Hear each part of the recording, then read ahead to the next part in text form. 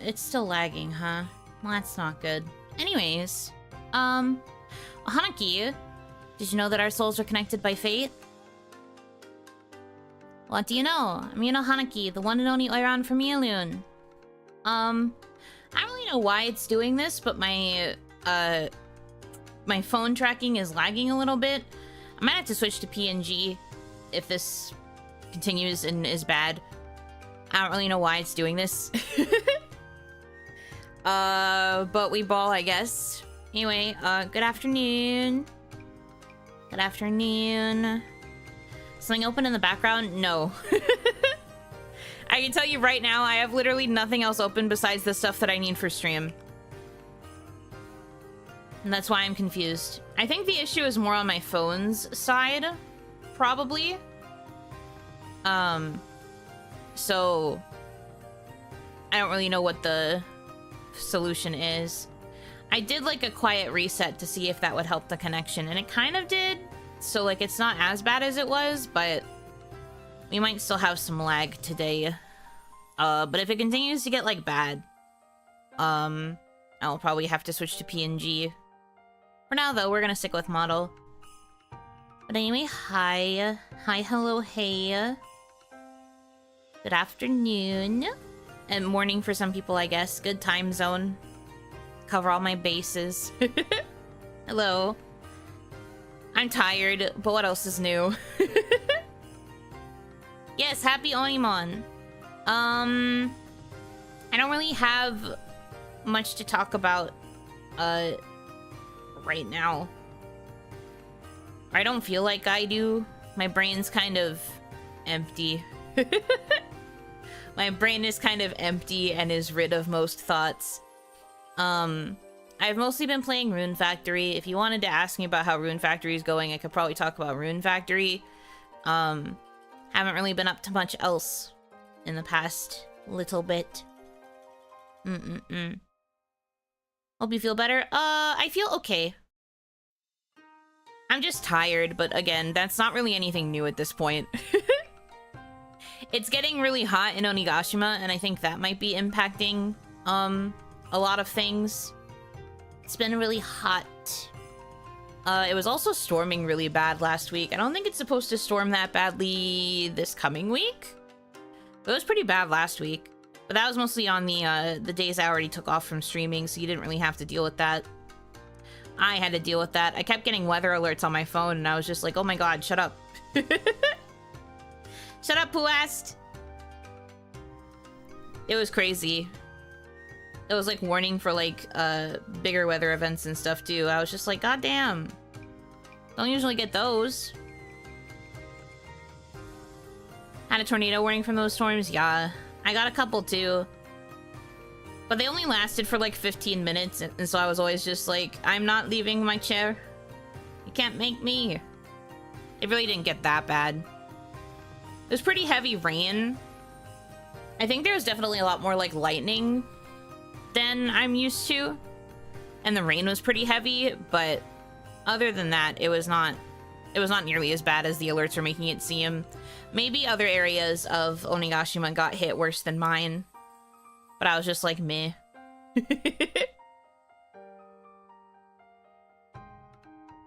I saw it was hot and humid almost everywhere in Onigashima. Made Pink Stanley hold your water cold all day long. The best part was that I was running out of ice during all of that. Luckily, I still was able to make it through the storm. I got groceries and stuff yesterday, so I am replenished. But I was, like, trying to be conservative with my ice, because I was just like, please, I need to be cold. I did refill my water just before this, so I've been hydrating.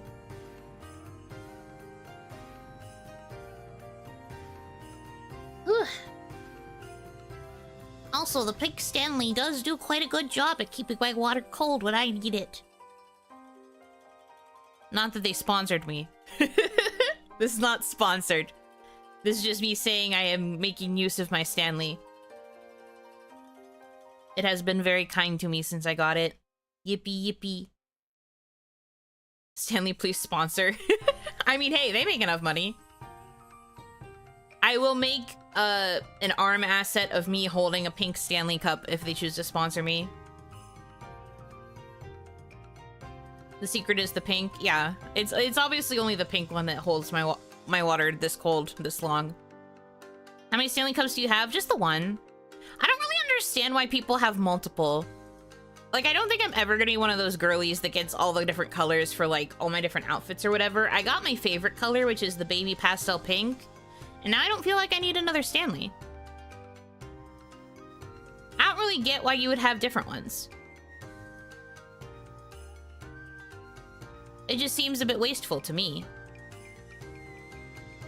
It's a fashion color coordination thing. It's a cup for your beverage. You don't need it to match your outfit. I swear to God. Women are crazy sometimes, dude. Do you drink coffee with Stanley mugs? I could. But I've mostly used my Stanley for water.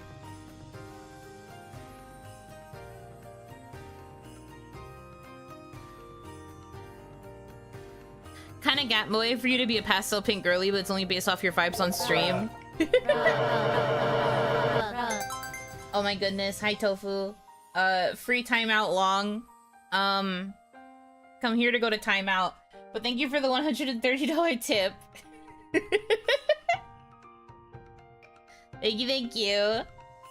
Reporting. I'm sorry, you have to go to jail. 30-minute timeout for you. Goodbye. I love you. Enjoy prison.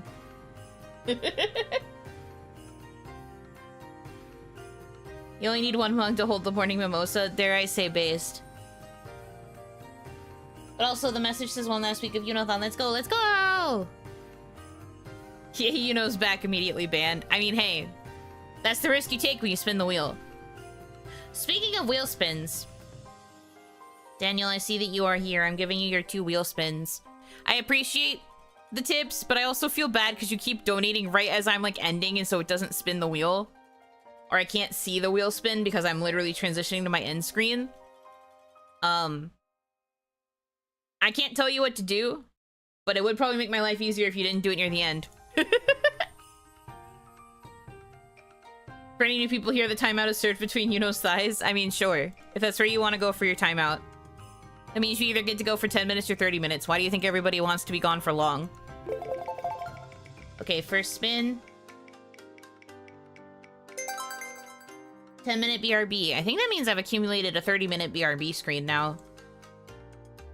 Will be useful for streams where it is going later. Yeah, that's 30 minutes of BRB. I have accumulated it, so I'll be able to take a long nap. And then the other spin.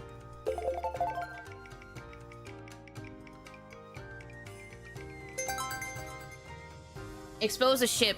I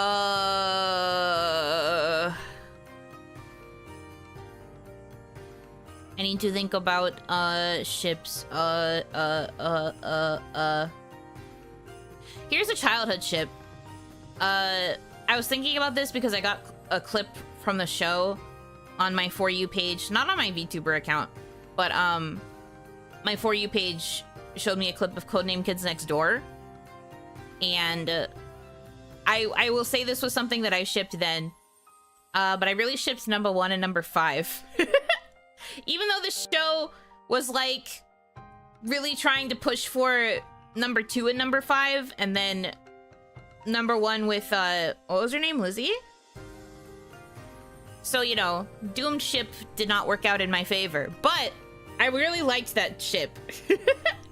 And I felt frustrated that nobody else in the show understood it like how I could see it. Nobody could see what I see.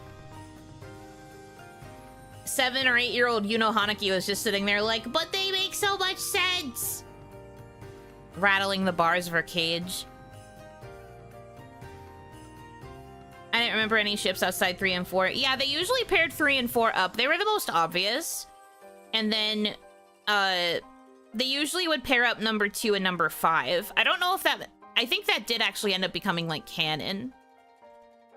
And I didn't understand it, because you never really see number 2 and number 5 interact in, like, a romantic way besides pairing up to force number 1 to be with Lizzie. So I never got that, personally. I never got the vibe. I was never picking up what they were putting down. But, that's why I shipped number 1 and number 5. I also just thought that their chemistry was, like, better.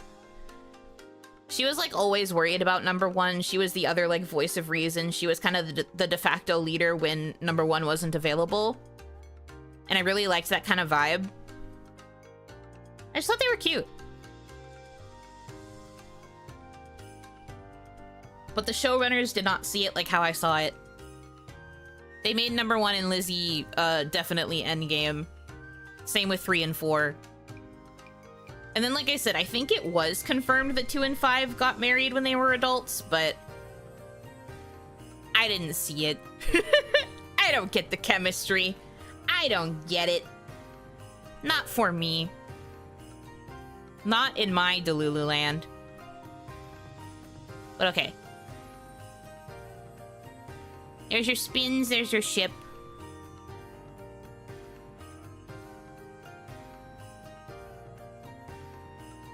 Sorry for asking, but is this your new time zone of streaming? No.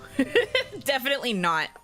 I have come to realize that while I don't really mind starting streams in the morning and like streaming for a little bit, or like streaming in the afternoon like I am right now because it's noon for me right now, I don't think I can consistently do this time slot.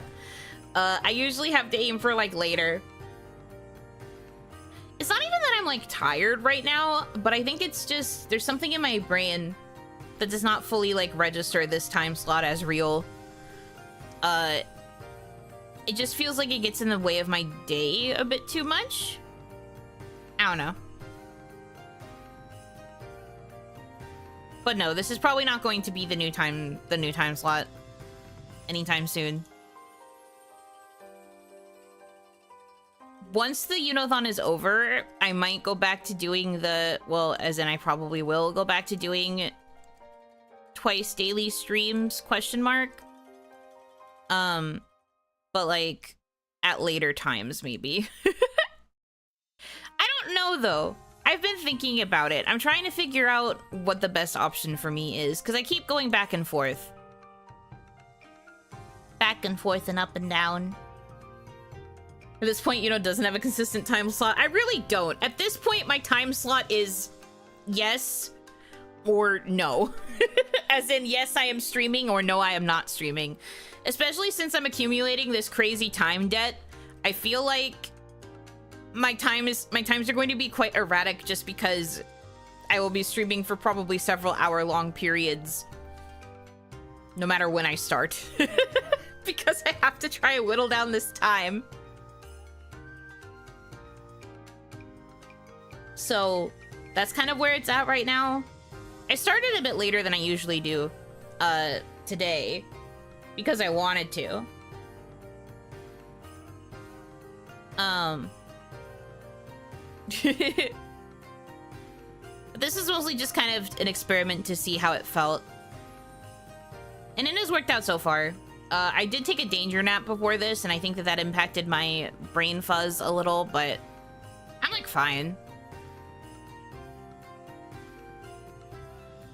When the Yunothon is never, so look for the schedule March 2026. Gorilla slot. Gorilla slot. Time to do actual 9 to 5 streaming. Honestly, the 8-hour stream probably still wouldn't knock much out. All things considered. How does one hypothetically do autocorrect? That would be in your phone settings, friend. It is pretty funny how consistently it's corrected to onigiri.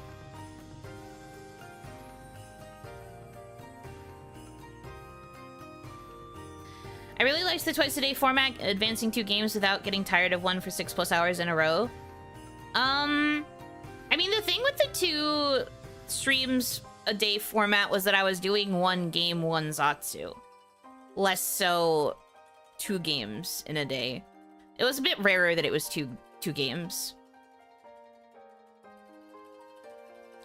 Yuno is a rice girl. Have we established this? I thought I told you guys I prefer noodles to rice. That's the true irony. Make it 3 games. I'm not streaming 3 times a day. You get 2 kind of longish ones, depending on vibes. Take it or leave it. Where?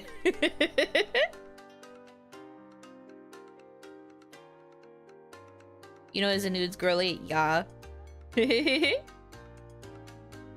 Rice noodles, true. I love rice noodles. Those are yummy. Sorry, auto cucumber. Yeah, we'll go with that. I am a nice girl. Noodles or ramen? Yes. I love ramen. I think I remember one day you did stream 3 times in a day. That was back in the kawaii days. I streamed 3 times a day on a Monday once because I wanted to make sure I could still play a bunny garden. I did like another Crab's Treasure in the morning because management was like beating me up and saying that I needed to keep playing that game because it got good numbers. So they were like, please keep playing that game. And I was like, okay. And then I had to do OniMon because OniMon was the weekly Zatsu. And then I wanted to keep playing Bunny Garden, so it ended up being a 3-stream day. That was also the day after that was when I had that meeting with my manager where they talked my ass out of doing that anymore. So, yeah.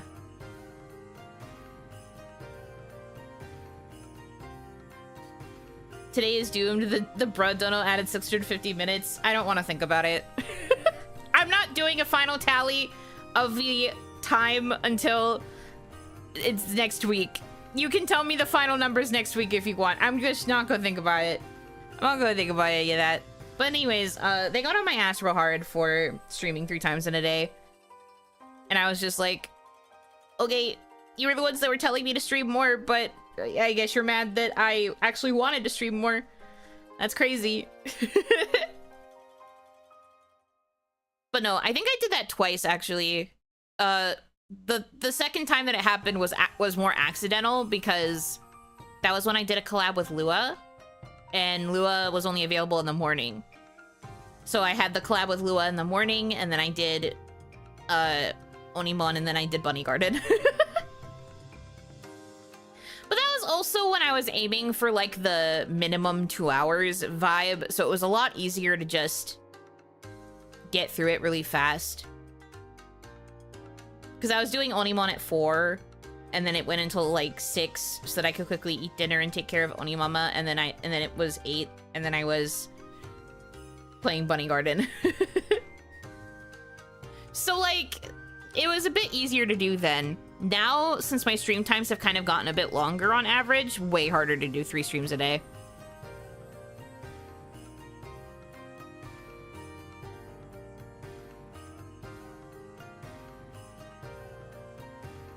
July 1st, Onigashima's National Girl Math Day. No, we'll do the math at the end of June 30th. On the end of the June 30th stream.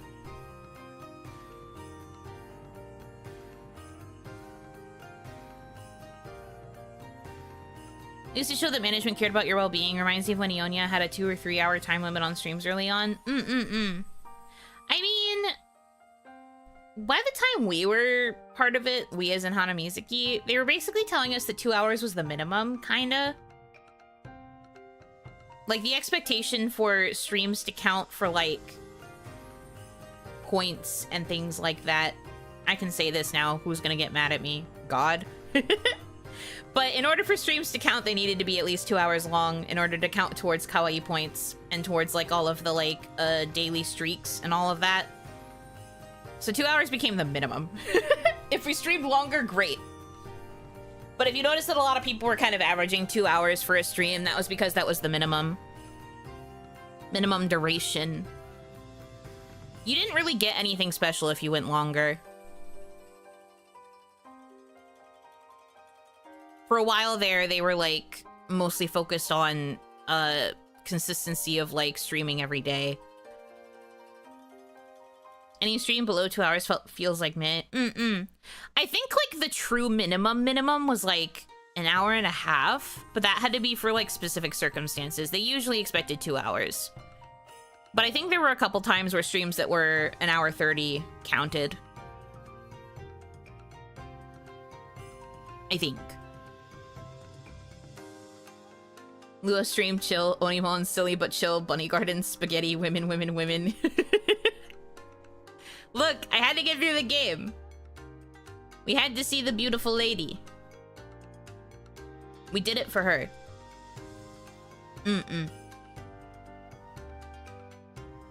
Special streams like outfit reveals? Maybe. I don't remember the specific reasoning. But I remember there was a point where they were saying that the minimum was kind of like hour and a half, 2 hours. So there were some times where 90-minute streams would count towards the count. I'm guessing special events are probably that situation.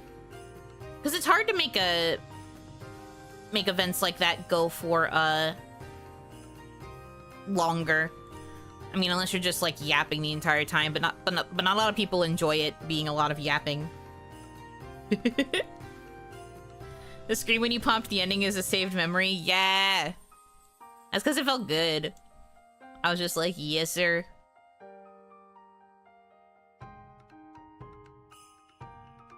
That's because I won. And I slayed.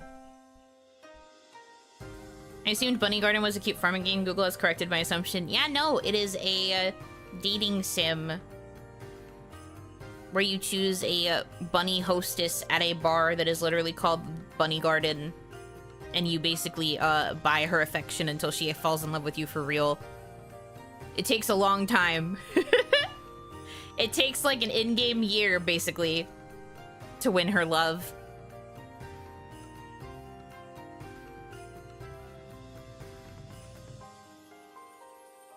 And you know what, Blue Kudere? Yeah, because everybody else in the company that was playing the game at the time was either choosing the red one or the yellow one. Usually the yellow one. Nobody appreciates blue women like I appreciate blue women. They don't get me how I get me.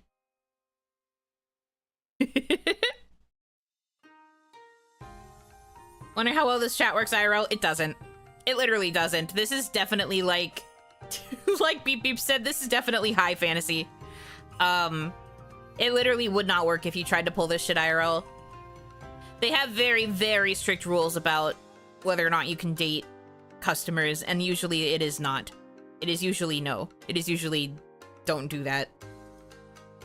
But it's definitely like wish fulfillment in the sense of like having lots of money to spoil a girl and then the girl eventually actually falling in love with you.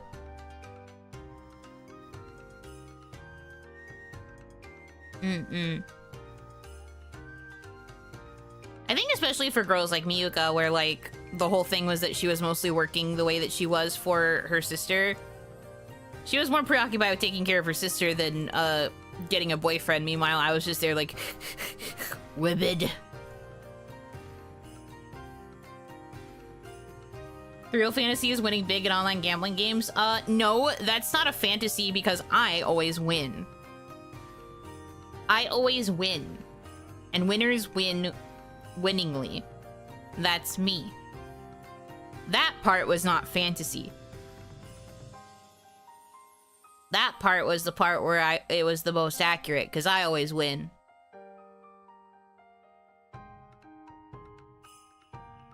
Can't believe you know how to 100% win rate in Bunny Garden. I did! There was literally never a time where I failed. Literally never lost. Hanaki, welcome in, welcome in.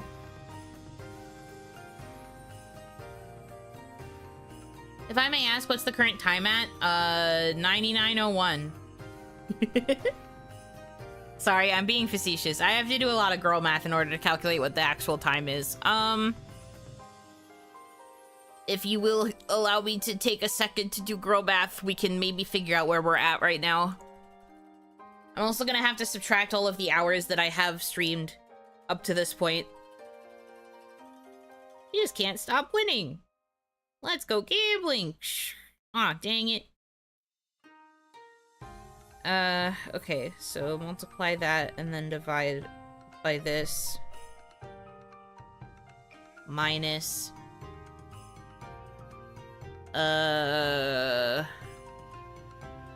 have to go to the amount I've streamed since I started. Nice BGM, thanks. It is not custom. This one is not custom. I do have a custom BGM, it's just not playing on this screen.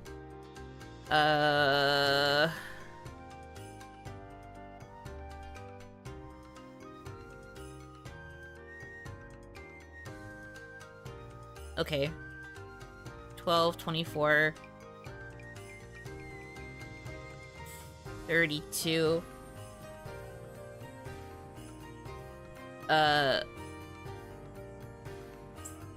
43, 54, 60...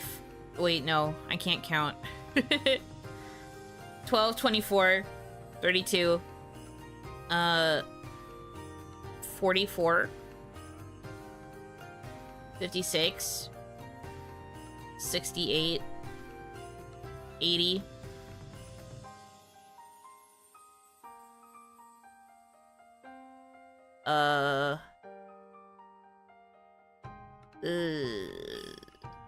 yeah, I'd have to do some, like, crazy girl math, because some of these did not end on even time markers either. God, I hate math. 594 hours and 55 minutes minus time serves. Yeah, that's why I'm trying to do the math for the actual, like, time serve. If we do the math just based on the amount of donations that have come in purely, then it is at 594 hours. But it's technically 594 minus the amount of streams that I've put in, although there are a lot of streams where the time that I put in was canceled out.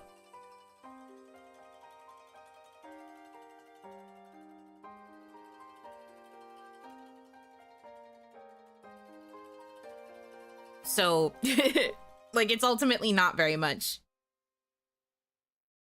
to be subtracted, I mean.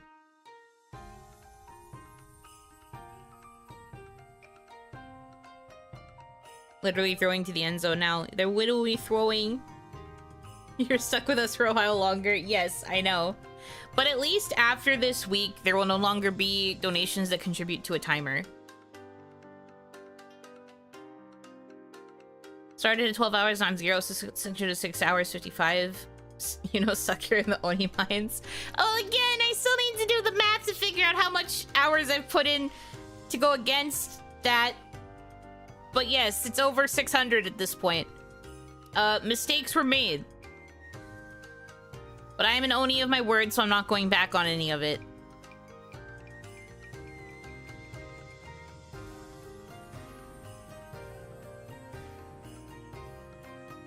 No, I'm very aware of the fact that I'm stuck a while. But the way that it's going to work, as I have said, is after the final stream on the 30th, I will calculate... Hopefully, I will girl math my way to victory. I'll calculate the amount that will be on, like, the final timer, and I'm going to turn off this yunothon one, and I'm also going to turn off the wheel, so there will be no more wheel spins. But I will be setting up a new timer that, like, shows the full hours, and it'll be like a dramatic countdown that's on screen. That you cannot affect with any sort of monetary donation. It'll just genuinely be there to be a countdown. And it will not run when I am not streaming. So it'll be like I'm clocking in and out with a certain number of hours. 500 hours until the channel explodes. 600. Did you manually spin the wheel for a second? Why? I mean, I can, but why? I don't know why you need me to.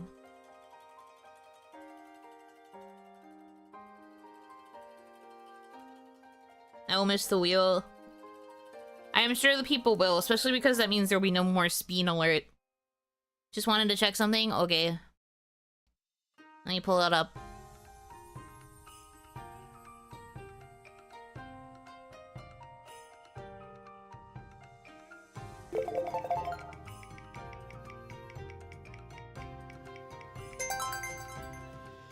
Does that answer your question?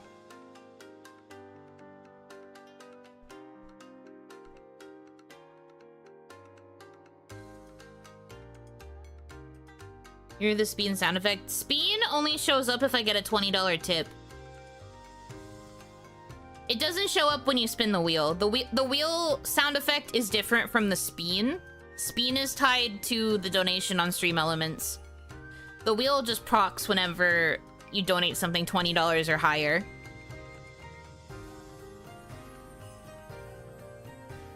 Is it Wheelie 7 days left? Yes. That's why I'm going to be streaming every single day of the 7 days. So that you can actually feel like you're getting your time in. And it's to allow more people to be able to donate if they would like to. There is, of course, the pressure. We've already, like, accomplished a lot of goals. A week with Yuno? Yes. You're stuck with me for a week. Because I'm probably going to take a longer break once the Yunothon is formally over. It'd be fun to see it over 9,000. The bar, you mean? I mean, I certainly wouldn't complain. There are some fun goals if we manage to get past the 8K.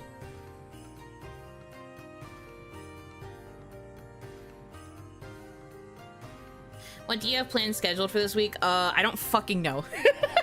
I was literally just talking to Hitami about this morning, but I was just like, bro, I said I was gonna try to stream every day, but I don't know what I'm gonna do to fill time.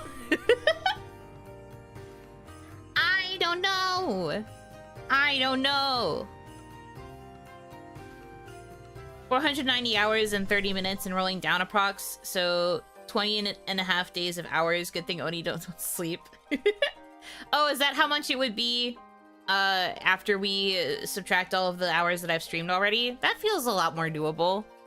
I love this for me. Perks of streaming long lengths of time, I suppose. Yippee slay. Any new games? The only new game is I still have to play Expedition 33.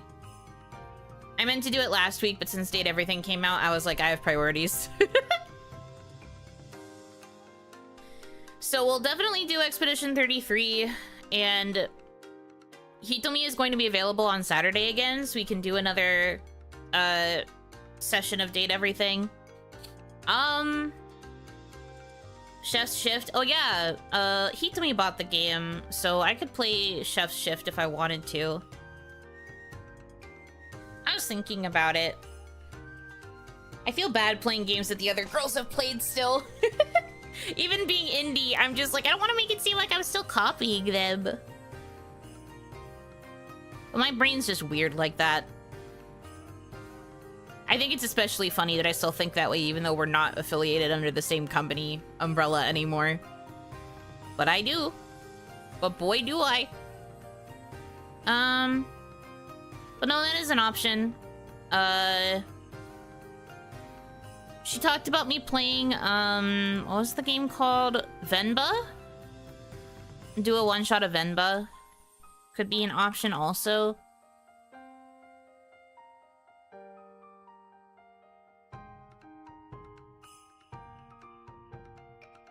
You are, but you aren't.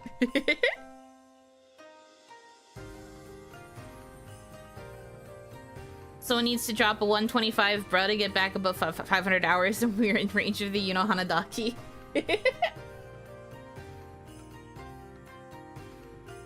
Hanadaki is at,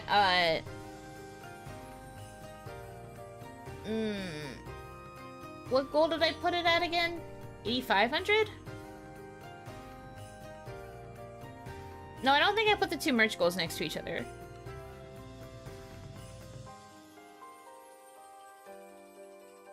I forgot. I forgot. We are, like, approaching it, kind of. Ultimately, I think if I was going to push for anything, I would just want to be able to reach the 8K. I'm like, not pressed if we don't reach the stretch goals. The stretch goals were also just mostly there to, like, confirm some later projects anyway. It wouldn't be like a Well, it would be like a full confirmation, but it would be more just like a that's way down the pipeline type shit. Because I have to like look into stuff, especially for things like the Daki. I'd have to look into like manufacturers and things like that. I don't know why I'm looking here for this information. The actual information is like over here. There we go. Oh yeah, the Daki is 9K. That's what I thought. Daki might still happen if you meet the goal. I need to know that there's demand. What I'm more trying to say is the stretch goals were there to be like, what are big projects that people want to see happen? That's why the tarot deck is first, because that one was a direct suggestion. I put Daki on because I had heard people suggest it before, but just didn't know like how much demand there really was. But also producing a Daki is going to be expensive. I can feel it. I get really nervous with producing merch because for me, a lot of the issue is going to be the ROI, you know, like the return on investment. Because I'm gonna have to commission a big art to put on the Daki, and then I have to figure out where to take the art to get it put on a Daki. And then I have to make sure that it's the right quality material and all of that stuff. And I have a feel like that's gonna rack up big money. I just want it to be worth it.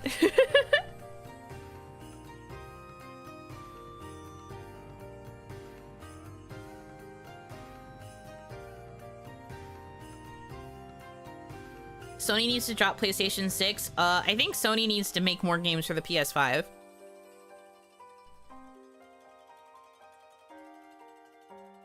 The PS5 has like 4 games. We should commission a muscular Tamadaki. I don't know if I want that.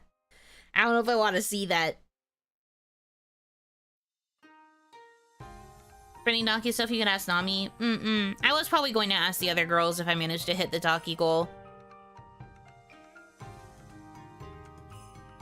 But yeah, that's the thing. All of the stretch goals are things that, like... I guess it would just put it, like, closer, maybe?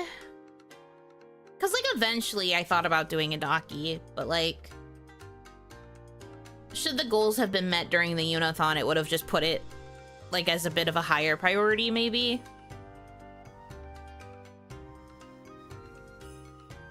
Not, like, the highest priority, but I would still be, like, actively trying to look into it more.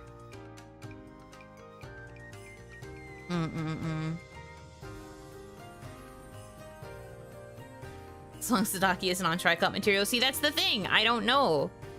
I don't know what to look into for this stuff.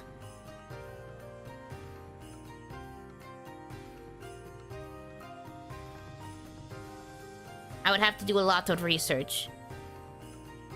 And then it would probably be a lot of money, because certain materials probably cost more money than others. It's a whole thing. Please understand.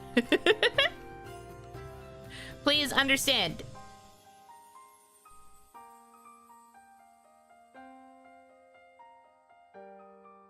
So that's what those goals were more so for. It was just to kind of figure out, like, priorities for, like, big projects to work on. Big things to release eventually.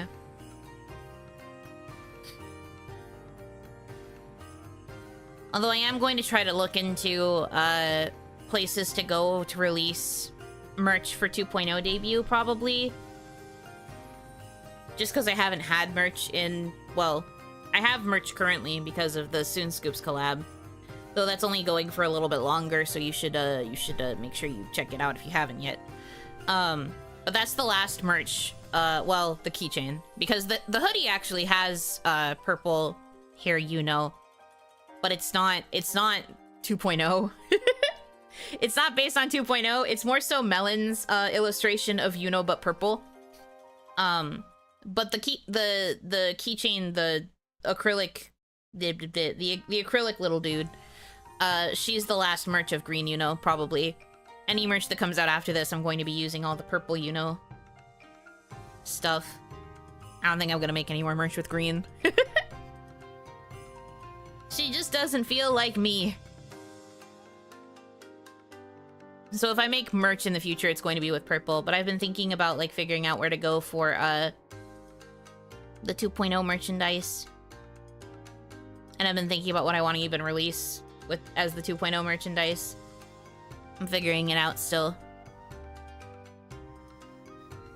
But I'll look around. I know there's plenty of, like, merch companies that work with VTubers at this point. I just gotta kind of pick and choose and figure out how all that stuff works. I've never really done it as an indie, so I'm nervous.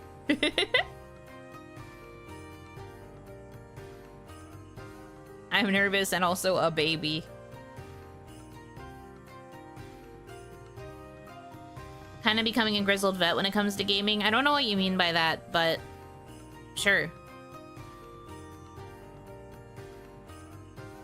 Live your best life, I guess.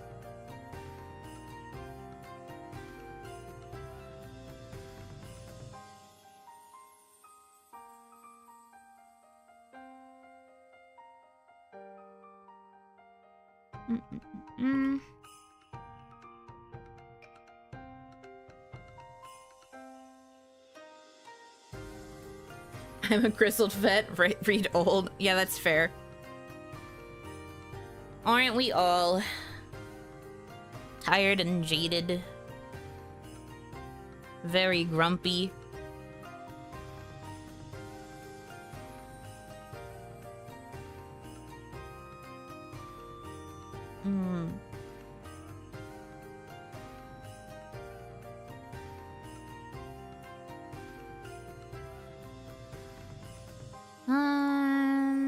Okay.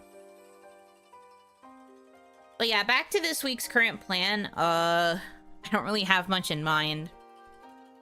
It's Expedition 33. Date everything will probably be on Saturday.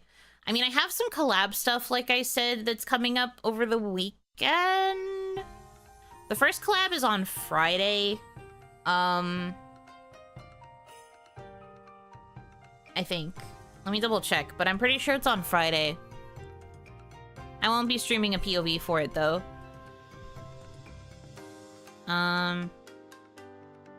Once again, I am begging my neighbors to stop slamming around. Hold on. Let me check to make sure I got the time right, because I don't remember. I don't remember. Yep, Friday. Can you tell us what those will be? Kind of. So the Friday one is at 4 p.m. my time. So do math for that because I'm in Eastern. It is a watch along for Epic the Musical, but it is on Twitch only. But it's on a channel that is going to be new to you. They are friends of mine, but they are going to be new to you. 3 hours from now, I mean, yes. 3 hours from now, technically, but on Friday. But on Friday. Let me find the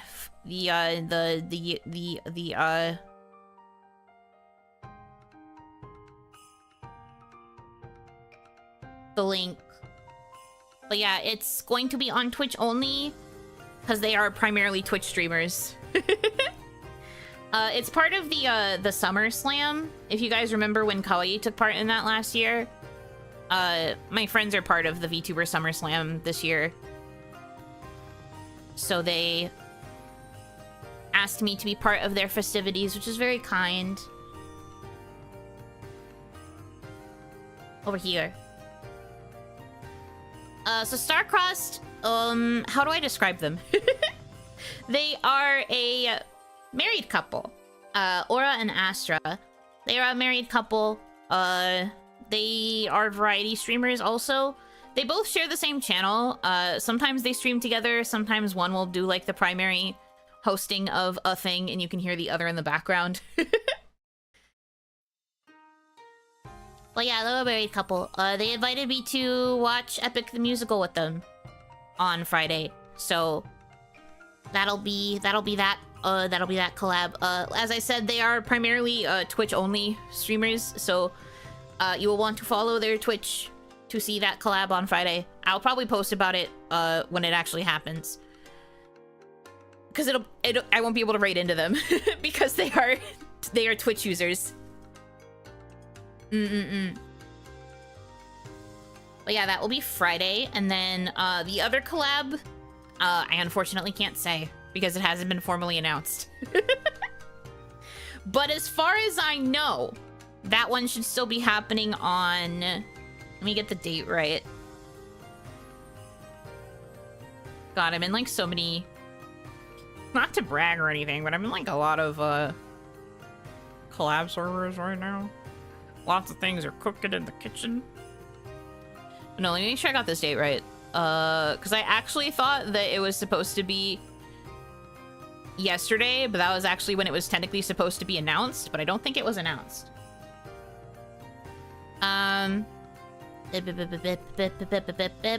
Okay, yes. The other collab will be on Saturday.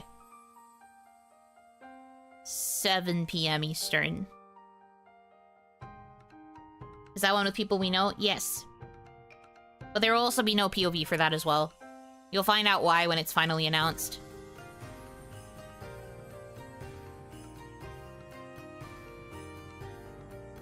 Almost as if souls were connected by fate or something. Yeah, oh my gosh, or something. Yeah, or something.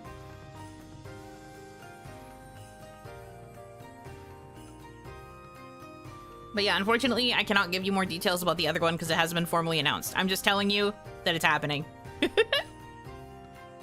Unless something happens and it no longer occurs. I think it's going to be announced later. Must be a cooking stream. No. Over my dead body. You will never catch me doing a cooking stream. Ever. Eating streams, yes. Cooking, no. I've thought long and hard about it, and I really don't think I'm ever going to do IRL content. There's a reason none of my goals for the Yunothon were body part reveals or on-camera, hand cam stuff. Fuck all that. I don't want to do it. Because she burnt down the kitchen? Yeah, you don't want to see my kitchen. It's ruined. It's destroyed. Cooking is fun, though. Maybe for you. Not for me. I honestly don't find cooking very fun at all. I hate it. Even when I make, like, very basic box dinners, my bitch ass is, like, so annoyed the whole time. It is not a fun experience for me. I hate having to cook in order to eat. It sucks. I would expect someone who burnt water to do actual cooking. Yeah, never. And I definitely am never going to turn on the camera and cook for you guys just for you to make fun of me the entire time. I don't see joy in that. Bro would die if box dinners suddenly disappear. I would! I would die. This is true. I've literally failed making box dinners because I left the water boiling for so long it all evaporated and it scorched the bottom of the pot. If I didn't have my box dinner, I would pay a wish. No, I freaking hate cooking. It sucks. I don't like it.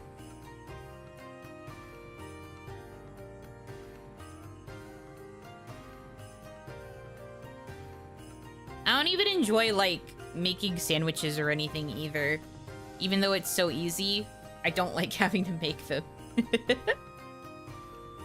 I do not like having to prepare food in any form.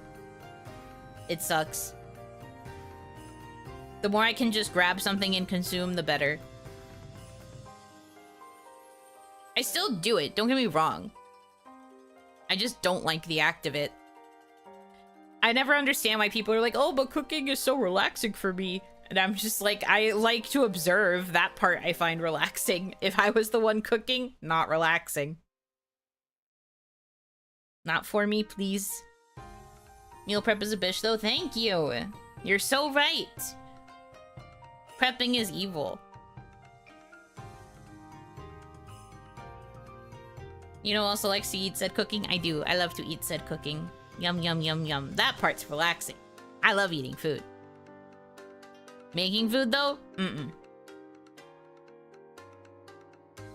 Cooking is legit fun and relaxing. Again, for you, not for me. All of the times I've tried, I've hated every second.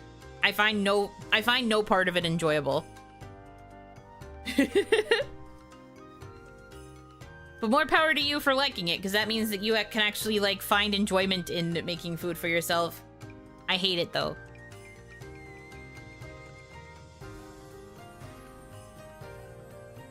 I spent all of yesterday doing meal prep. Horrible hate. There. At least you did it. I'm proud of you for being able to suck it up and do it. Because I can't. We've also discussed how even I can't, like, meal prep because I don't like the idea of repeating meals over and over. I have to have variety or I die.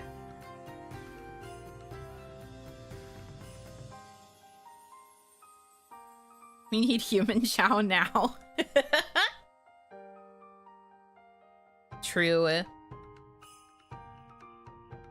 I'll be honest, I don't blame you. I have to be motivated to cook, but usually if I cook, it's enough to last me multiple days.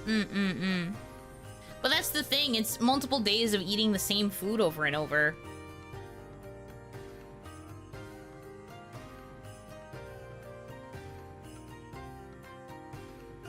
I can't do that. Mad respect to the people who are willing to eat the same thing for multiple days over and over, but I can't.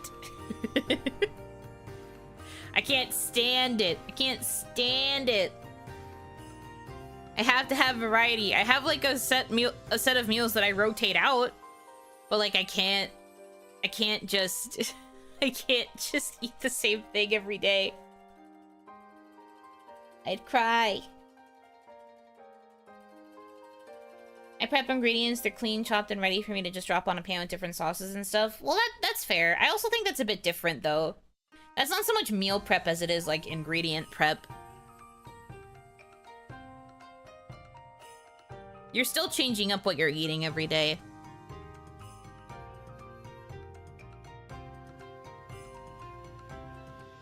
I can't. I can't do it. I'm not strong enough. I'm just a gal.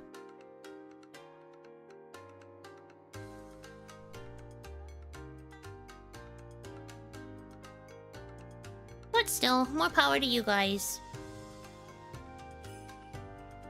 I will keep the restaurant economy alive. It's up to me.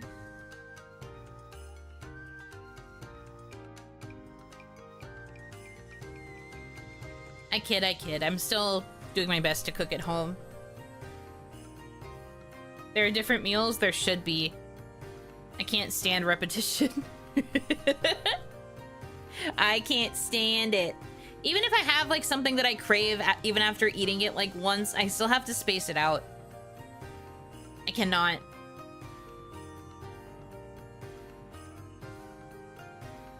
I just get such an ick.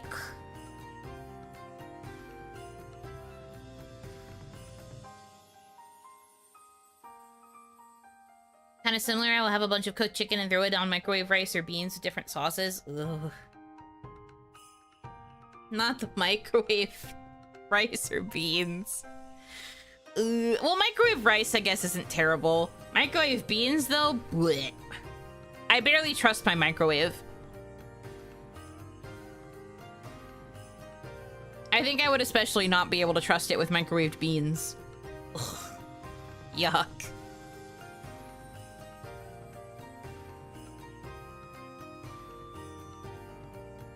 I don't trust Chef Mike. Same. S'mores via graham crackers, chocolate bars, marshmallows are a nice snack, especially a great dessert. I mean, sure. That's not really the discussion here.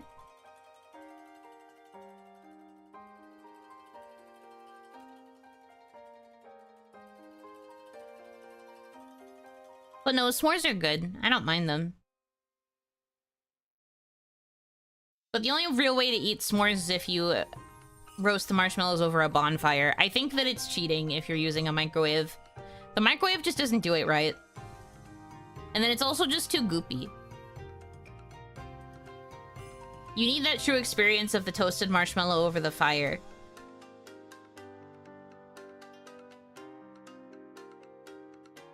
That's a biased opinion for someone who is a bean hater. Well, I hate beans in every form, but I feel like I would especially hate microwave beans. I feel like microwave beans is just asking for poison. Oh, Hanaki, welcome in.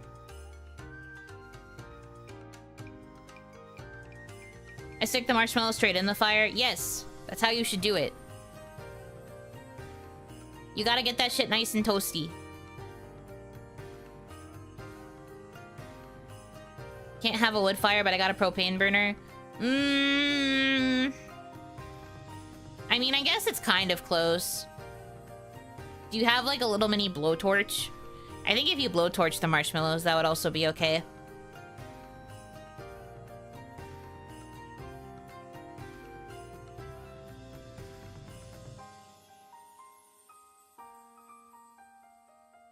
Mr. Mime is known for being a decent housekeeper and chef for Ash Ketchum's mom. Well, not specifically for the mom. Mom still does most of the cooking. Mr. Mime is the assistant. Also, I don't know if that's necessarily what it's known for. If you were to talk about what it's actually known for, yeah. What should you dislike more though, beans or seafood? Seafood. I still hate beans. I loathe beans. I cannot consume beans. But I think I would sooner be, like, actually adverse to seafood. I can at least be kind of near beans if people are eating them nearby. I can't stand even watching another person eat seafood. I'm a nightmare to go out with to, like, a sushi restaurant or whatever because I don't eat sushi and I hate watching other people eat sushi.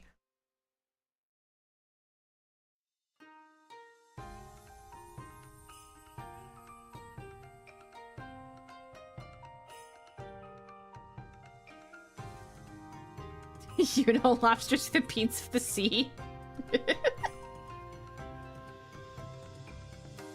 That's not true. The beans of the sea, I don't know what the equivalent would actually be, but it's not good. I just don't think that's right. I don't get what seafood ever did you. They're just wet. I hate them. That's all. Here I thought the hating beans thing was just from being an Oni. I mean, being an Oni also makes it so that I can't really have beans, particularly white soybeans, because those are what get thrown at me to banish me. So yes, like particularly those are not something I can consume. But I've just never particularly liked beans in anything. I've never liked beans to begin with. It was something I was able to expound upon when I became a half Oni.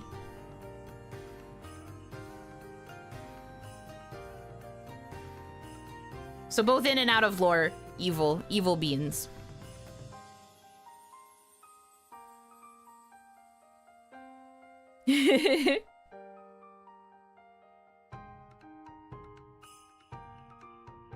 You know what? Hate Mexican food? I've had Mexican food. I just get the stuff that doesn't have beans.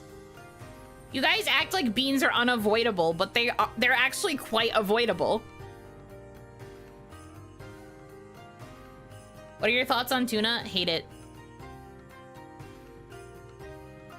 You could ask my opinion on any seafood and I'll say I hate it.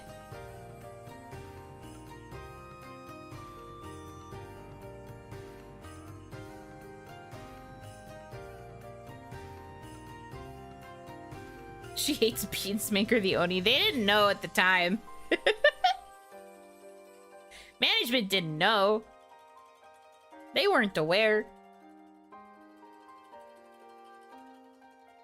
Even scallops fucking hate scallops. Not even anchovies fucking hate anchovies.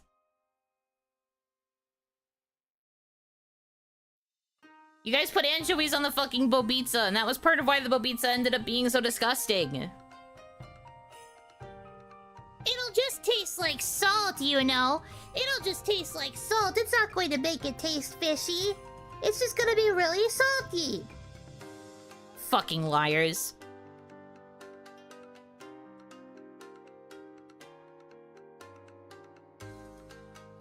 Jokes aside, I'm not crazy about beans either. Can't think of a specific type of bean I do like. That's the thing! Beans don't fucking exist. Like, they do exist, but you can't be like, I love beans. Beans are my favorite food. No, they're fucking not. You say that and you're a liar. Beans are such a nothing food to begin with. They don't add anything, and that's why it's so easy to remove them or ignore them. They fucking suck.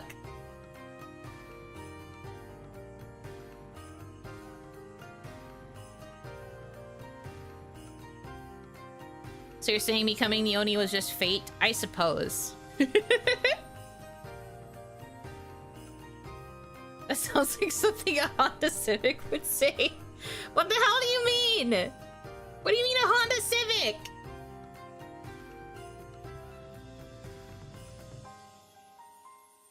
Mexico just declared war on Yuno.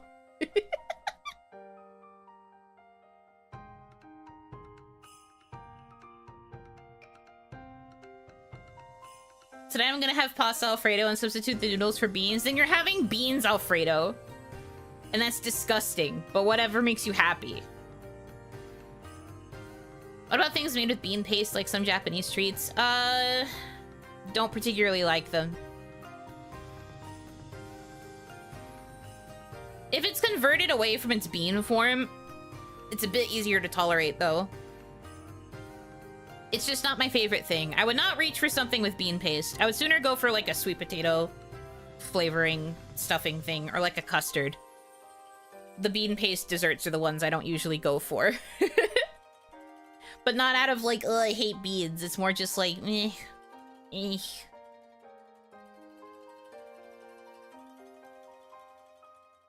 Let's hope you're not a natural disaster ever. The meals that Onigashima Fima provides are all bean meals. Well, then I would just die. Did you ever think about that? If they're going to only feed me beans, then I'm just not going to survive the natural disaster. I'm going to walk out into the storm and let it beam me up. I will sooner get thrown to the opposite side of Onigashima and get impaled upon a mountain than eat beans for the rest of my life. Don't even fucking play with me.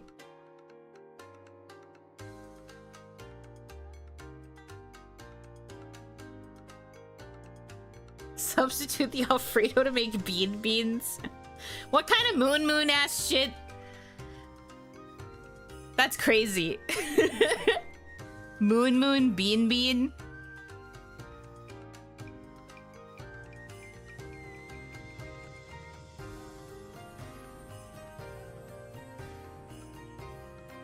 Imagine surviving the disaster just to die from hunger strike for non-bean foods. Yeah, I would.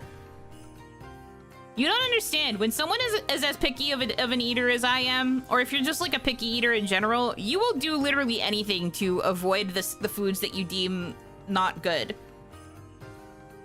You will do literally everything possible to get the fuck away from them. You haven't been in the trenches like I've been in the trenches. I've been a picky eater all my life. And it's honestly quite easy to avoid foods you don't like. Therefore, it's fine.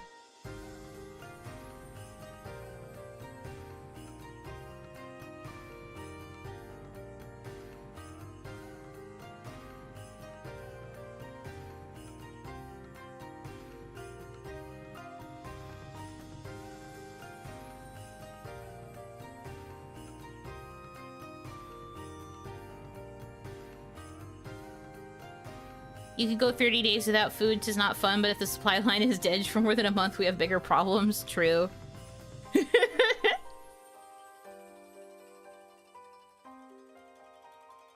that means you would not be shy enough to ask for something without beans? Oh no, if a place allows substitutions, I will literally be like, no beans, please. Or, well, not just substitutions, but I guess like if they allow customization of orders. If it's a restaurant that doesn't allow customization of orders, I will just order something that doesn't come with beans. You guys act like this is impossible, but it's literally not.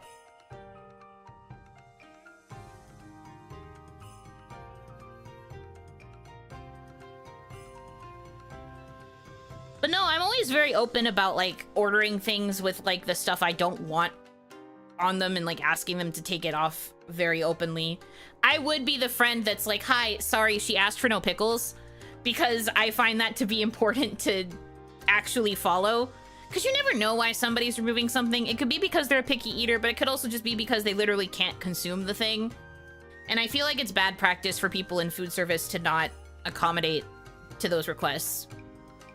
If the whole restaurant is like no customizations, then I'm just like fine, whatever, and I just try to order something that would require the least amount of like picking off and removing of things I don't like.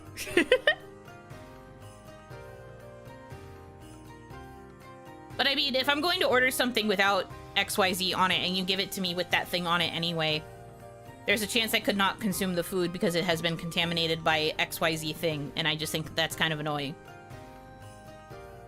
There was a time I was on a school trip, and I can't remember where we were. I think it was some fast food place. I want to say maybe a Burger King. I don't remember. But this was back when I was super picky, and I used to only be able to eat burgers with just the meat and the cheese. I could not eat it with any other topping at this point in time. And I remember I had ordered the burger plain, but they gave me a burger with all of the stuff on it. And I was like, aw, man. They forgot to take this thing off my burger. And then my friend, like, flipped out at me and was like, well, you have to understand that the customer service workers are very stressed out because they had a really long line of students all ordering a bunch of different things. They can't pay attention to every order. Meh, meh, meh, meh, meh. And she was just, like, going off on me for, like, being, like, mildly upset that they forgot to take something off my burger. And I was like, I'm gonna eat it. Like, this isn't me acting like a Karen. I'm just straight up saying I am disappointed that they forgot. I'm not even, like, mad. I'm not gonna go up to the counter and be mad. Because I'm lucky enough to be in a situation where even if there's something that I asked to have be removed still on my burger, it won't kill me. But I'll just take it off and, like, put it off to the side. But there are some people where that kind of thing would kill them. And then it makes me mad when people are like, why are you getting so uppity about something not getting removed on your burger? And I'm just like, because what if it did kill me? I'm lucky I'm in a situation where it wouldn't. But imagine if somebody literally had like a deathly allergy to pickles or whatever.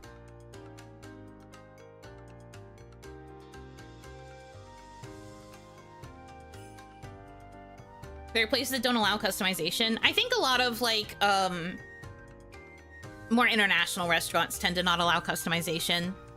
This friend that I'm talking about worked at I think a Chinese restaurant. Yeah, a Chinese restaurant for a really, really long time. And they were like very anti-customization.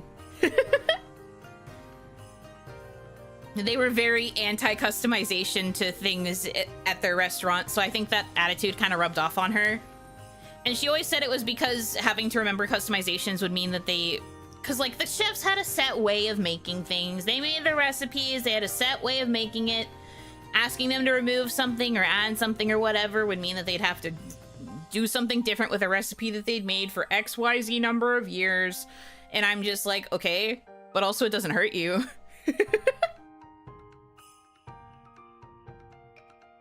Please.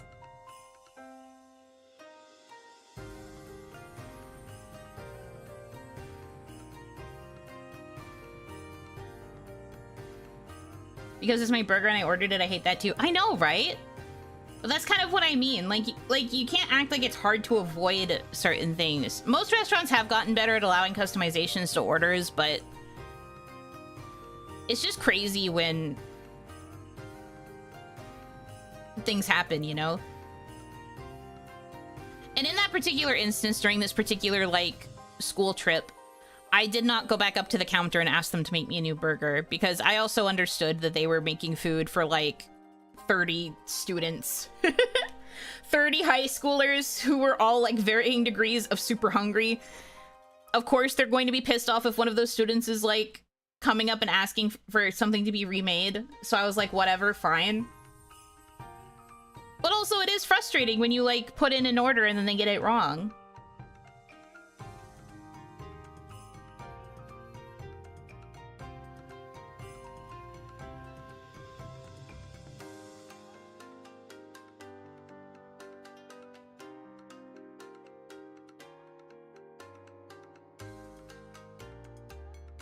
Hanaki, Stremmer, and Animu Woman. I'm flying back home today. Gonna hang with some friends who are still in the con area until my 8 p.m. flight. Okay!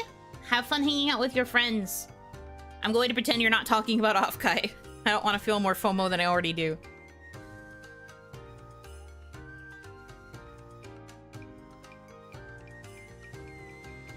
Good thing Yuno is in Japanese. I've heard that Japanese restaurants don't really do customization. They've gotten better at it. Especially because a lot of Japanese places have those, like, touch screens where you can customize everything without talking to the... staff. But it is true that most places do not always allow customization. Although, a lot of the vlogs I've seen, it's gotten better. People will, like, ask for certain things to be removed or, like, adjusted, and they're usually okay with it now. It definitely used to not be that way, however. Just went to a place where they didn't allow customization, but it was big and bold on their menu, so we just walked out. I have the soap coriander gene. Sorry, dude. Same! I also have the soap gene. Nasty, nasty, nasty.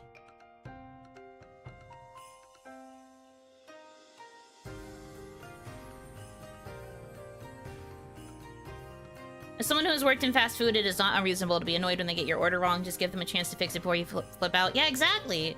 If you're polite about it, I feel like they'd be willing to fix it.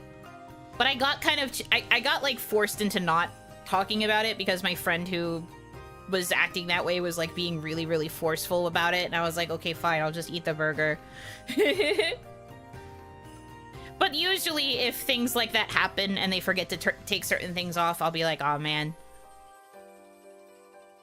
And if I still happen to be at the restaurant, I'll be like, hey, can I get a new one, please? I'm, like, very polite about it.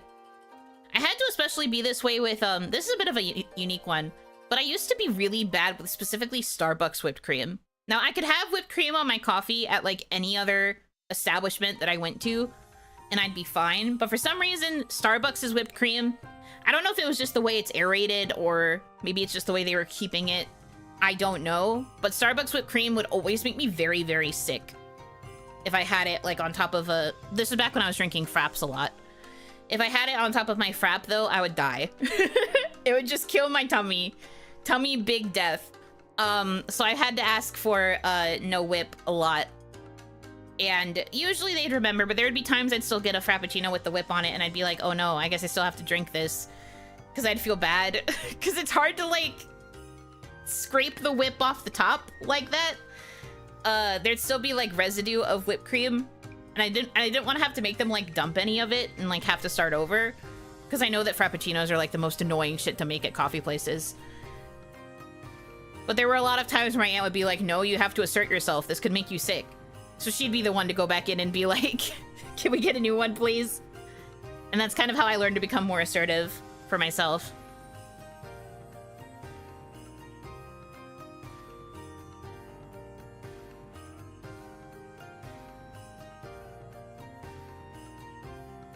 I don't really do custom orders besides asking for things taken off. Maybe I'll ask to add carrots or sub in a protein for my Asian meals. Well, that's kind of what we mean by custom orders, though.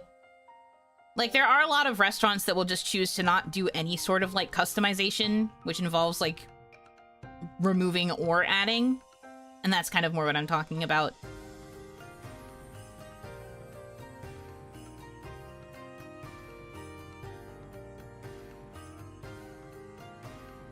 Usually they forget to put the whip on. You were getting our missing whipped cream.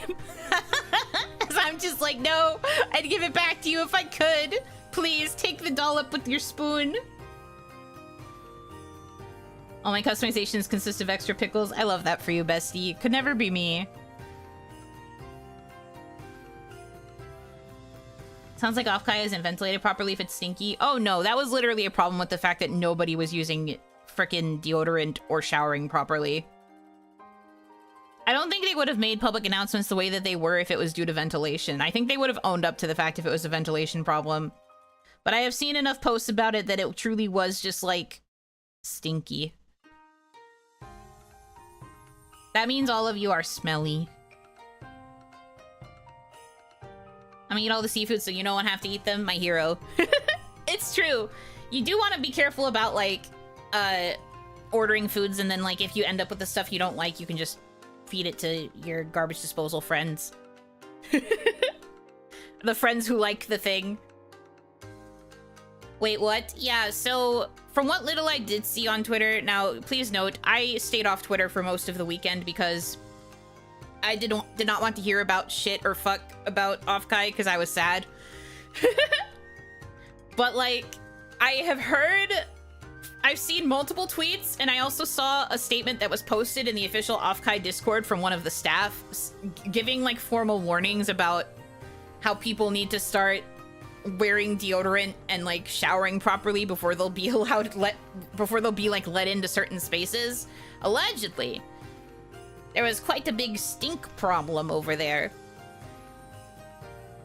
Very stimpy. And you could argue it's because of the heat, maybe, and it was getting like really like sweaty and gross over there. But allegedly it was quite stimpy. And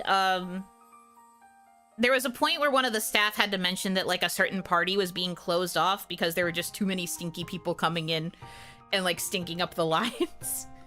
They like literally closed access to one of the nighttime parties, I think, because it was getting too smelly.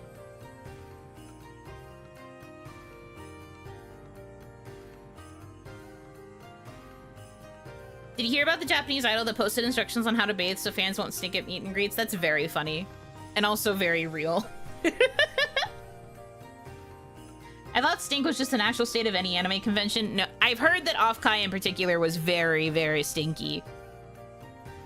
I do know that there are some other anime cons that will give warnings about stench. But like, it seems that particularly Offkai had a lot of people commenting on stink.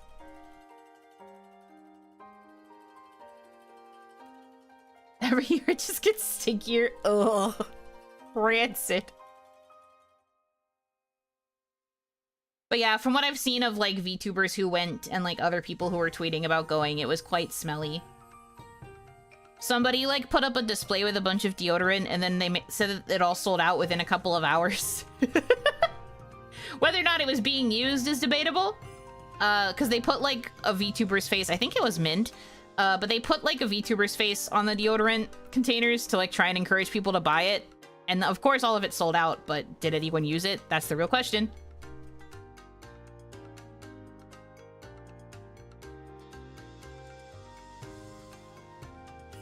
I think it's the humidity, it just captures smell. California doesn't really get as humid. California has dry heat more so than humidity.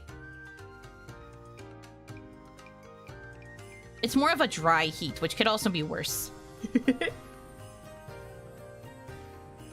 I think maybe I hung out in better, less crowded areas, and each concert or activity I went to was largely fine. Yes, it was mint deodorant.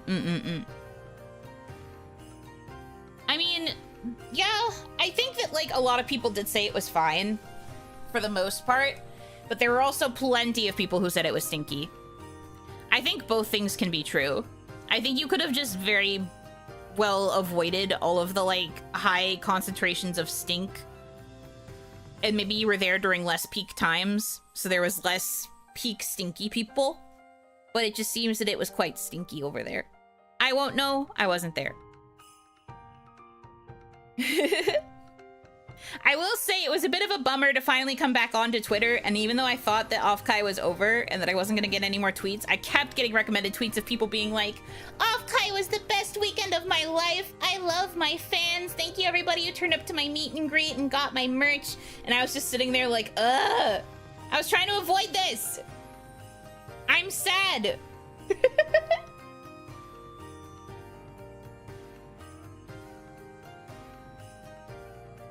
Would you have gone if you had the opportunity offline? I mean, fuck no. You think I'm gonna go there for that?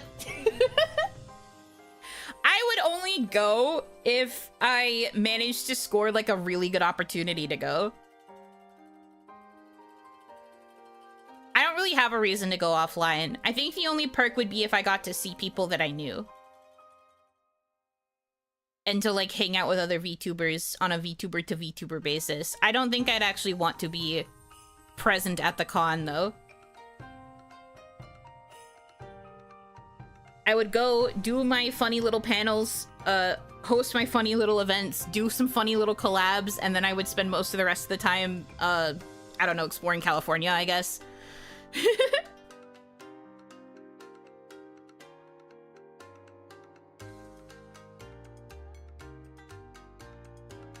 Truly, there is no perk for going offline. I mean, there's some perks. Some of the people who I saw who went offline had a really good time, but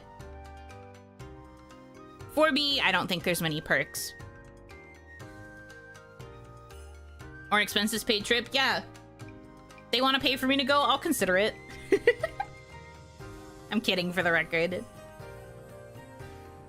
But no, I don't really have an interest in going in person. It was more so I felt kind of sad seeing all the people tweeting about like all the panels they got to do, or like all the concerts, or like getting to have merch and like meeting fans and that kind of thing. Because I would have wanted to do that, but I don't feel like I'm well connected enough, and I'm not famous enough to get fan merch, so I was just like, that's fine. So I avoided Twitter instead. I did not want to see anything about Offkai.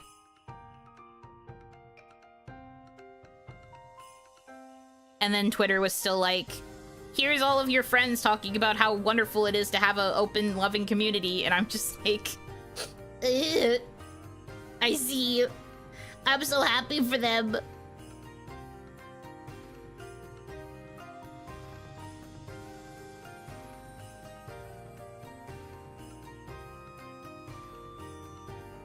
I wanted to explore Cali more, but I wasn't about to pay for a rental. My bank was already exploded, even though I didn't spend as much as I feared I might. Well, good on you on staying on budget.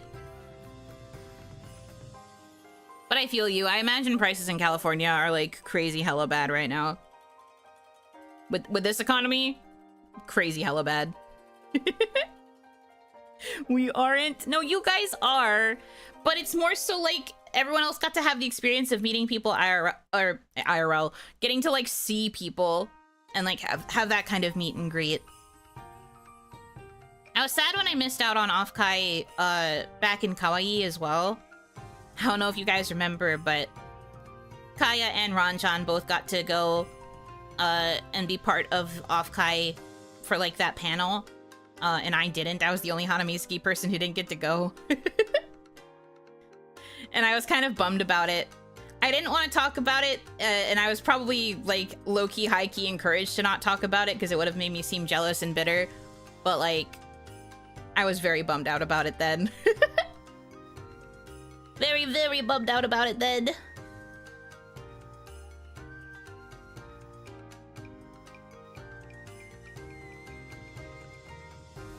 Uno missing out. Yeah, that was the first experience with FOMO. So when I saw everybody else getting chances to go to Offkai again, I just knew to unplug so that I wouldn't have to be sad. Why not? It wasn't any particular reason as far as I know. It's just that when management was setting up who was going to get to go, they made it so that all the senpai got to have meet and greets. Or well, all the senpai who wanted to have meet and greets got to have them. And then they had the panel with like the smaller selection of kawaii talents. They really wanted Kaya to be the host. I remember that much. And then they wanted to have like a representative from each gen be like the panelists. But they thought that Kaya would be a really good host because she had a lot of good energy.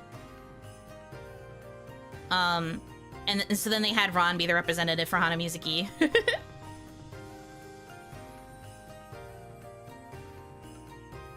So they got to be part of it and I didn't. But it's okay.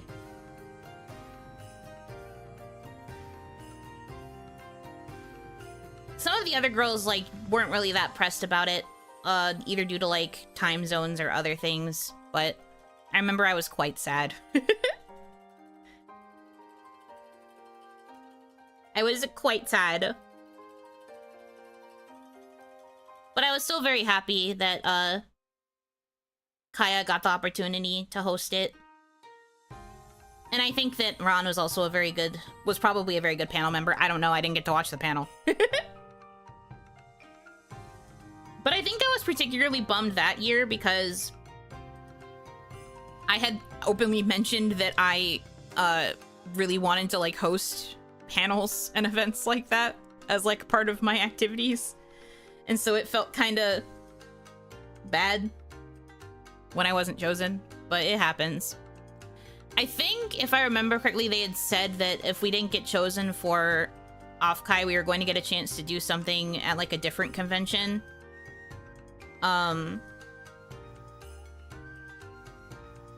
Which didn't really happen. I mean, Hyper Japan, I guess. Because Hyper Japan was, like, later in the con season, but that wasn't quite the same thing as Offkai. At least not in that sense.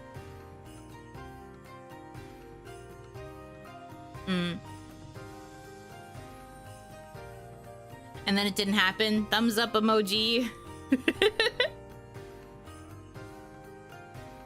Anyway, all of this is to say, if you would like to request Yuno Hanaki to be a guest at your, points at you, local convention, you should go to their respective website, and there's probably a place where you can request guests.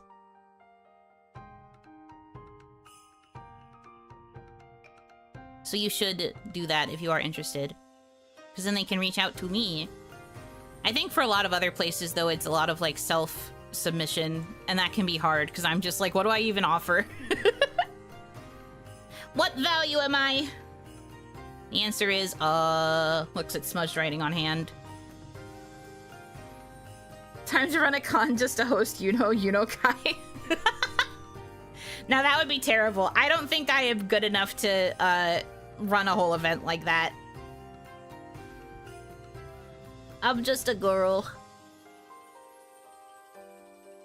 But no, for the record, I don't, like, have any sort of negative feelings towards anybody who got to do cool stuff at Offkai.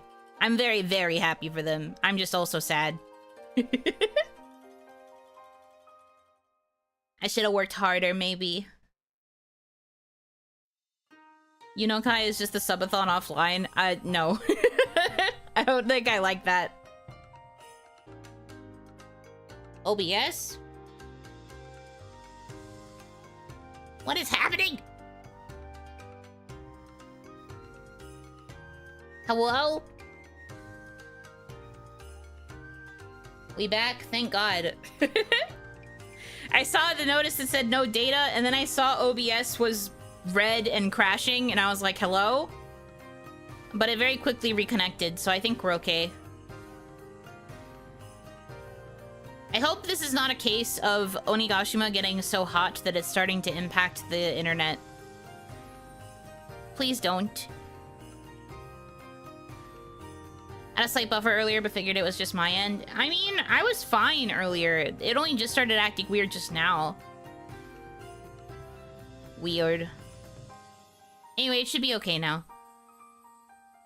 OBS thought I could escape, but Yuno pulled it back in. If I'm stuck here, OBS is stuck here. The lines are all underground. Well, it could be getting real toasty down there. Everything's on fire today, real. Although I think my tracking has managed to finally even out, so that's a win. I would say that that is a W.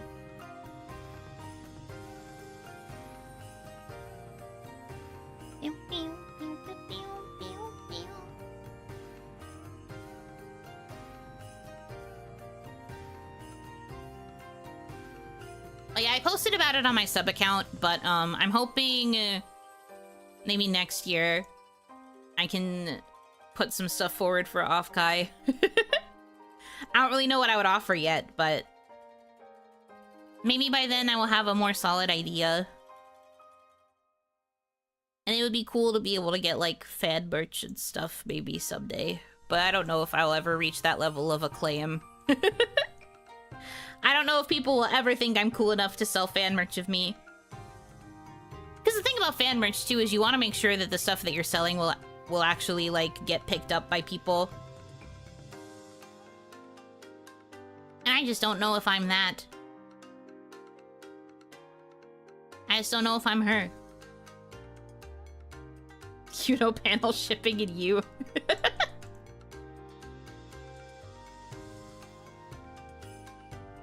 Just offer your brain soup. Lit. Do you have any ideas planned for the original song, by the way? No leaks? Yes. I have, like, a vague idea of what I will do. I don't know who I'm going to approach to work on it with. I don't think. I have to evaluate some prices.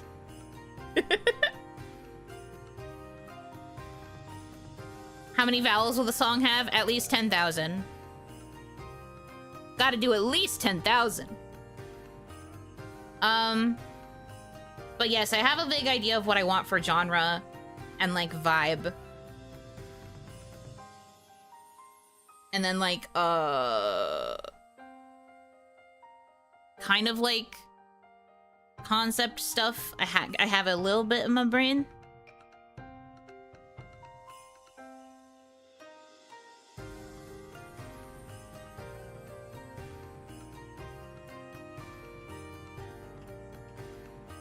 But I have ideas ideating, basically.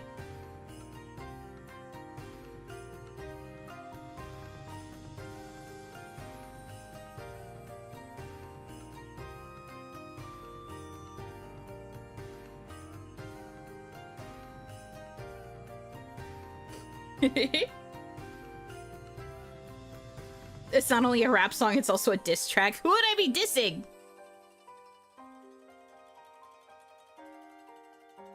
Don't forget the brainworms. True.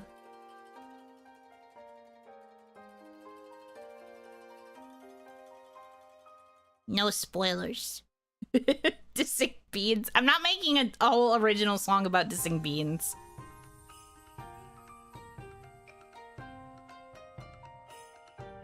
A meme song in the future, perhaps, but as we have established, I take my content quite seriously. It will be hard to convince me to do a meme thing like that seriously.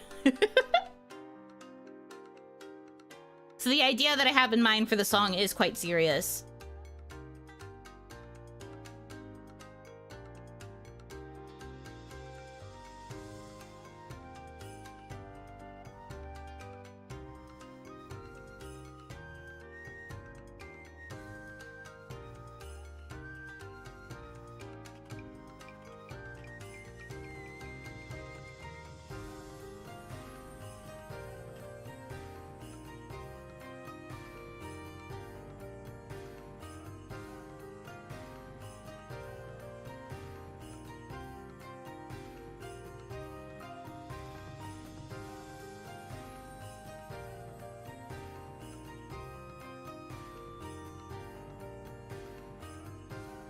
Maybe for karaoke then, I'll change a song about into something being about hating beans just for you.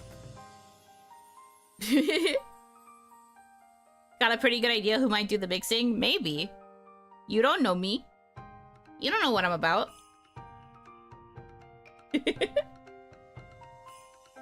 You don't know me.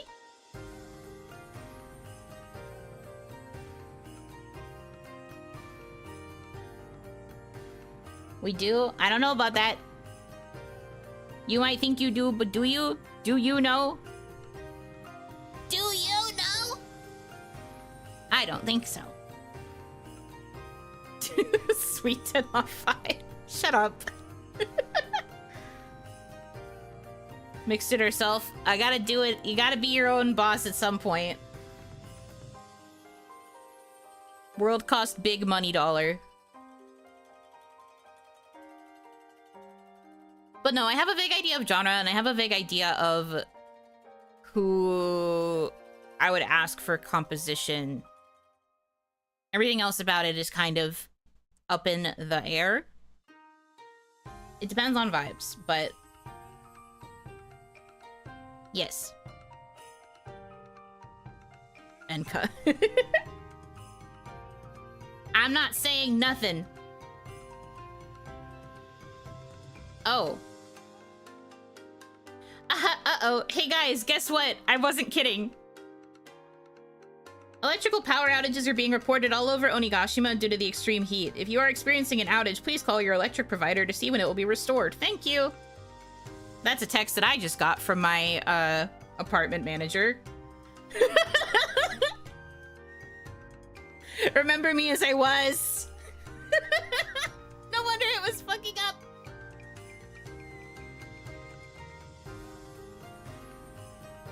that spicy out here.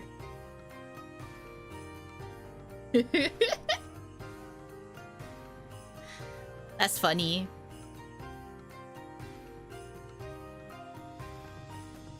Stay cool, do you have a portable battery? No. I am not a very good doomsday prepper. I do not have a lot of things. It's probably fine. It's probably fine.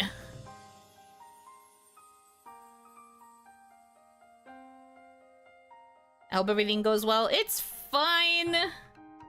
It's fine. 64 for you? That's nice. Nice and cool. It's, it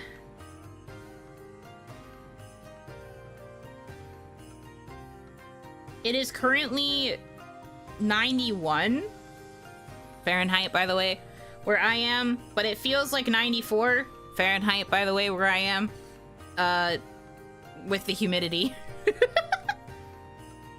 Ay, ay, ay, ay, ay, ay.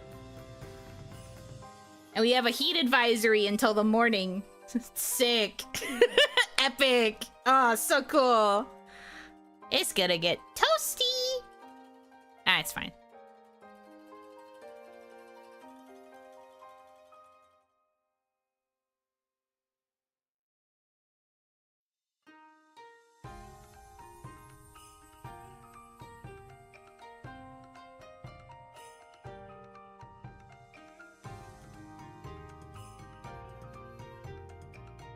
It feels like 98 here. Glad I got off work today. Oh gosh. Everyone please stay cool.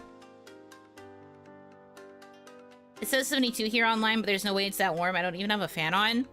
I mean, if that's still cooler than how it is during the daytime hours, then I can imagine it's gonna feel quite cold.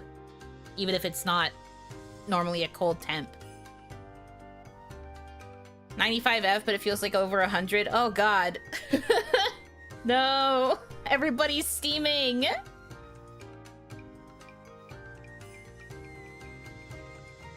Everyone's slowly approaching the triple digits of Fahrenheit heat. Yikes, yikes, yikes. Steamed hams.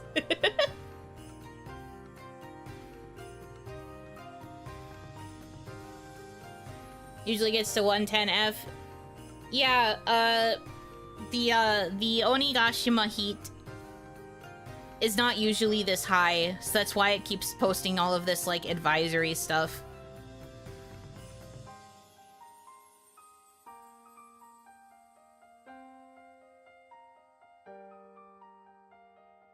Meanwhile, I'm all cold here in the southern hemisphere. Can we trade? How did we isekai into an oven? Help! Gudetama, it's not good for you here.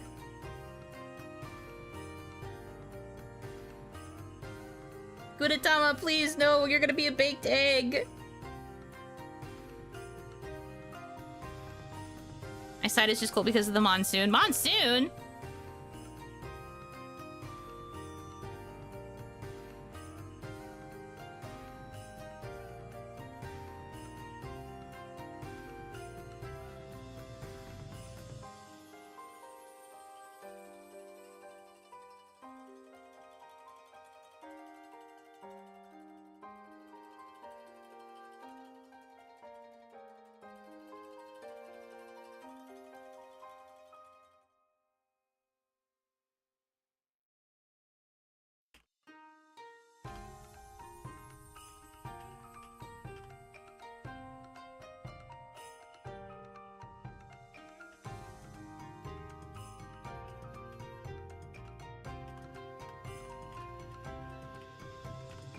Sorry for the typing, I'm talking in the girls' chat.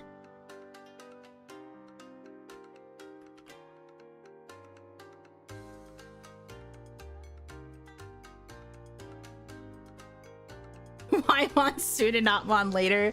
Shut up! God! No need to brag. I'm bragging. Tier 5ing, yeah. The girlies are tier 5ing. It is what it is. If only we were in there too, well then it would no longer be the girls' chat. It would be the girls and some random Damadachi. That would be a different chat dynamic.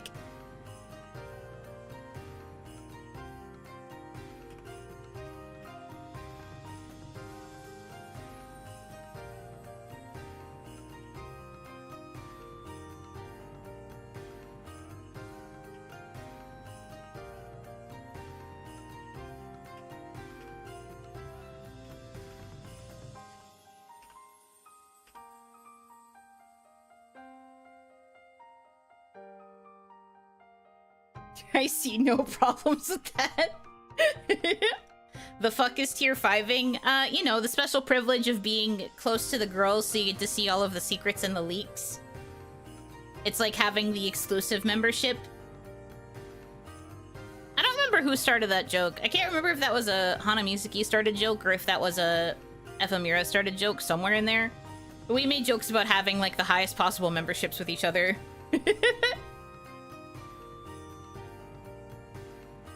Because we get the privilege of being besties.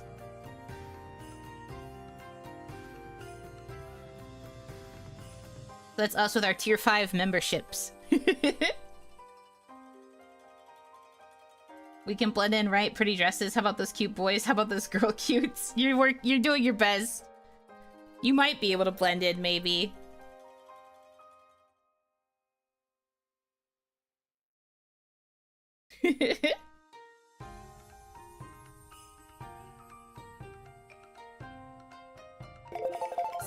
Well, it's Spin. I'm actually looking this time. Stand for 10 minutes. Naruhodo. That means I have 20 minutes of standing. I really gotta get to doing this standing business. But Feral Dragon, thank you very much for the $20 tip and the Spin.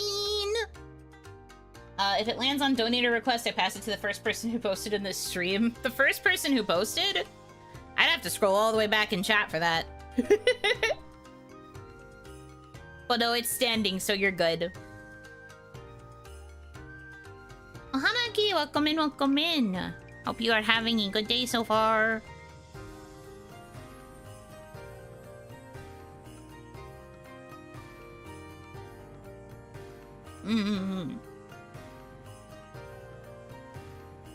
What was I talking about before? I forget. Probably wasn't that important if I forgot. Anyway, I would stand, but because it's getting so hot, I feel like I might sweat to death. So maybe I won't. The heat, yeah, true. Maybe I will have to wait until it cools down a little. Let me check the weather for the rest of the week, actually. 'Cause I think I saw something about it being up in the 90s again tomorrow. Let me see.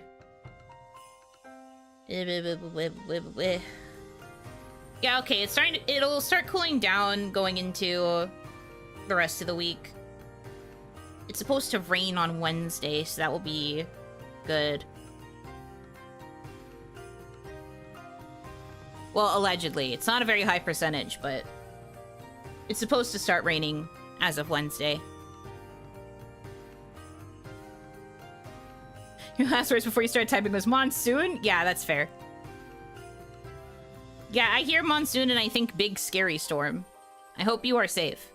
I know it's not like a hurricane, but I hope you are safe.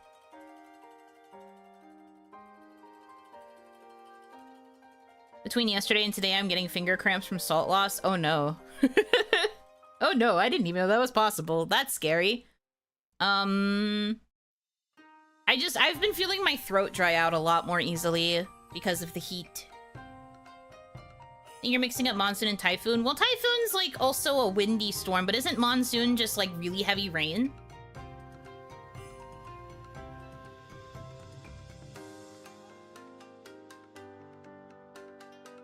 Monsoon is just the rainy season. But isn't that like a lot of rain though?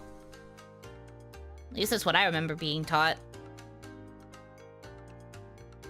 Like a lot of rain.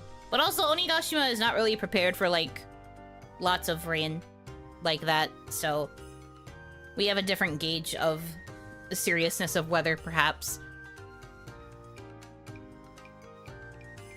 Mayhaps.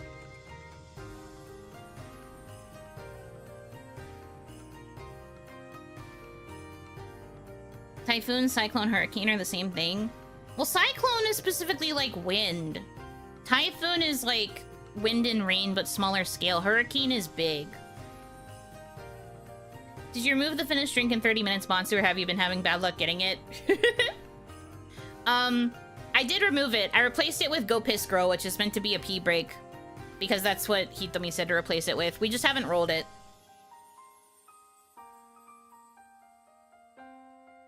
Same thing, different location? Really?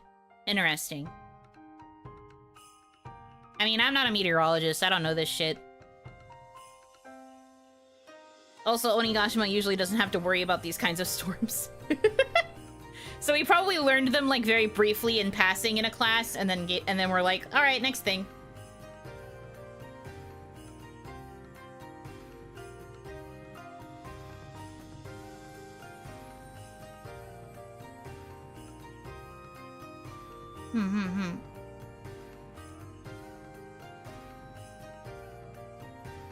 Anyways.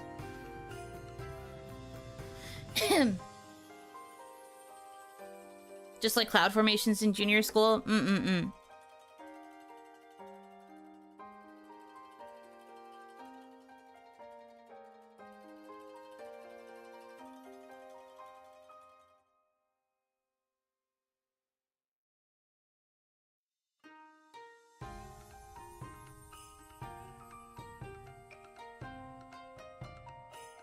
Replacing it with bankrupt and the whole donathon resets to 0, I'd cry. That would be crazy. That'd be a crazy thing to put on this wheel. Are you kidding me?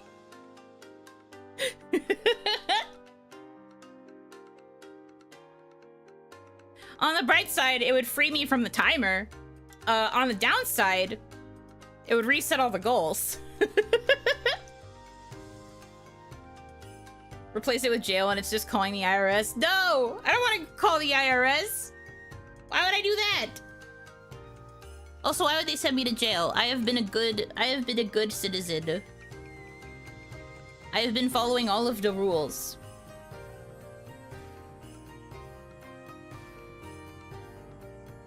It could be level gambling.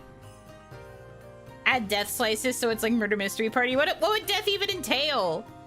Death just means I auto end stream. PC fans fry. No! We can't let Leo die. I do not have the money to get a new PC.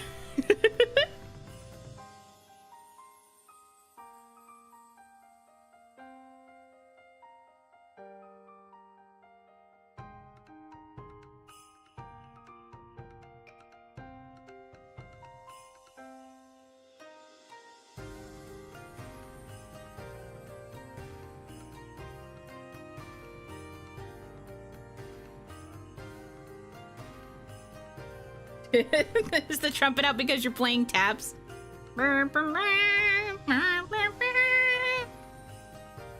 Literally rest and rip. But no, we're not doing that. I could adjust some of the things on the wheel if you want me to change things. The wheel also, I think, can take, like, infinite suggestions. It's just that the emote representations would be a little bit repetitive.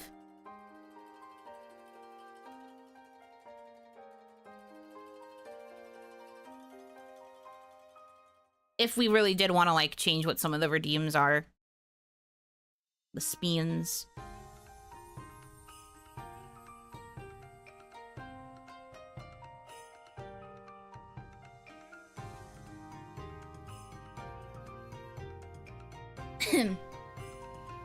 Give me a second. I need to go refill my water.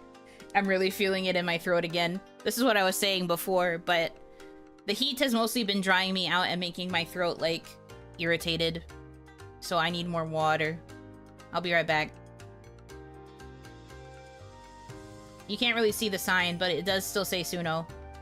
I promise.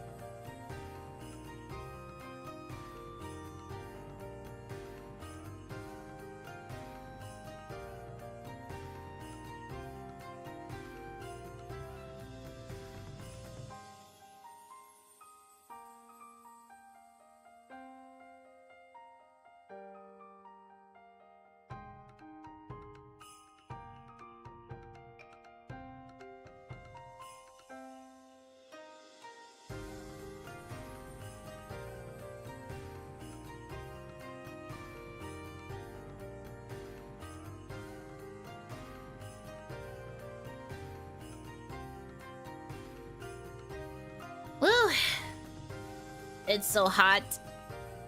It's actually cooler in, like, the rest of the box. For some reason, my room is still heating up. Probably because I have my PC on.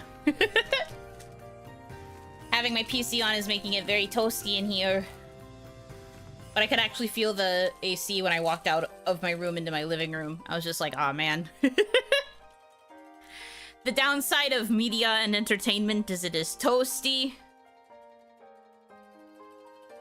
Man. The wall of cool. It was very nice.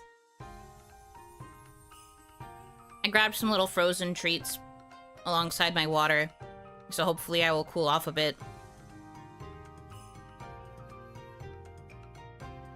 It's night and day when I turn it off. My room is small. My room is large. And I do have a fan, like, by where my bed is that I leave running. But I only feel like a slight breeze from it on occasion when it rotates into this direction. Other than that, it is just me and the heat for my PC, baby.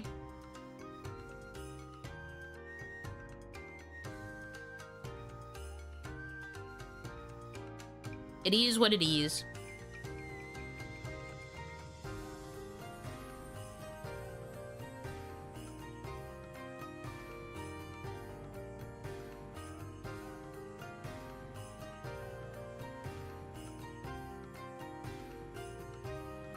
Don't want to lock the rotation towards you? Nah. I think it's better to keep it circulating, personally. It feels more like widespread and it keeps the airflow a bit more natural.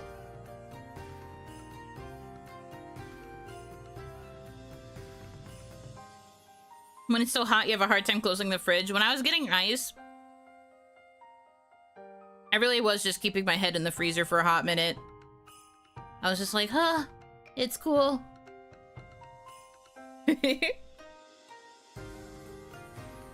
You know, should indulge in some tacos for dinner? Maybe.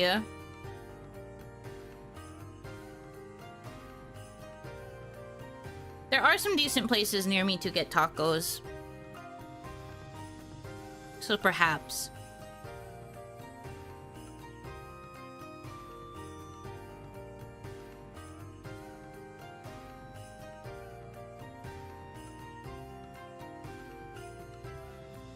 Replace the taco beans with pasta. Do you want me to eat a spaghetti taco?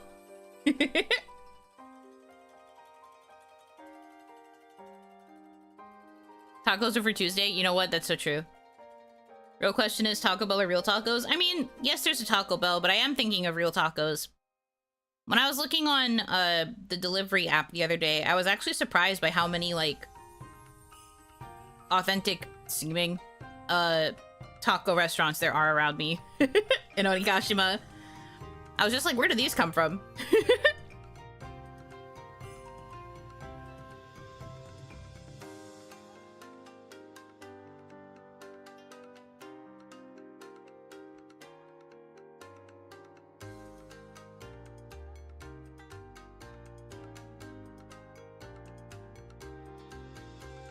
Burrito, Buno, Bunday. Well, Bunday makes me think I should have, like, a sandwich.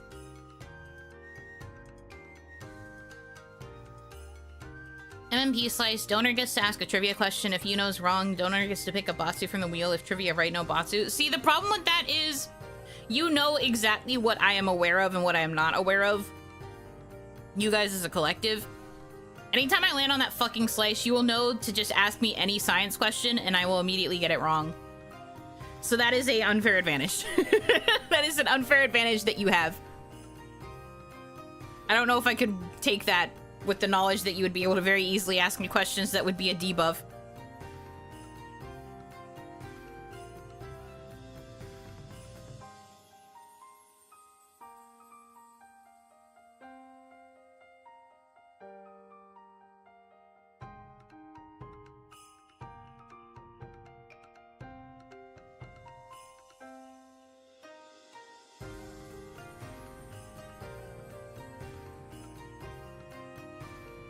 Starts asking Bible questions. Listen, You are already aware that that's one of my debuffs. I would not be able to answer any of those questions confidently.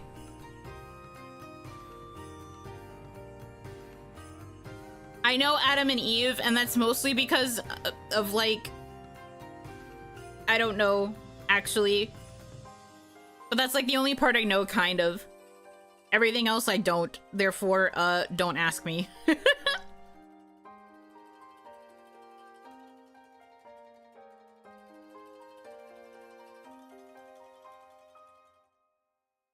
VeggieTales watch along. Ironically, I did actually love VeggieTales as a kid. But I never watched the religious stuff. I watched the actual silly stuff.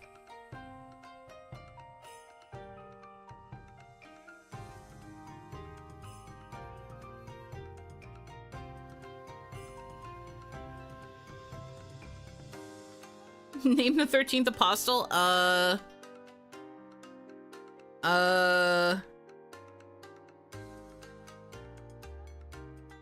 Jesus?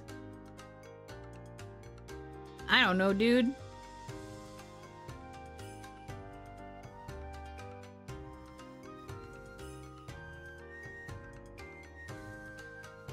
Chris Rock, you know what? Fair.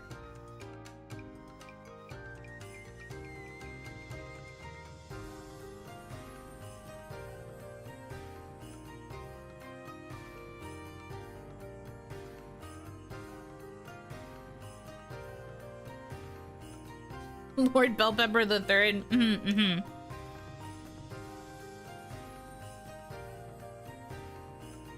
Ah, yes, I see.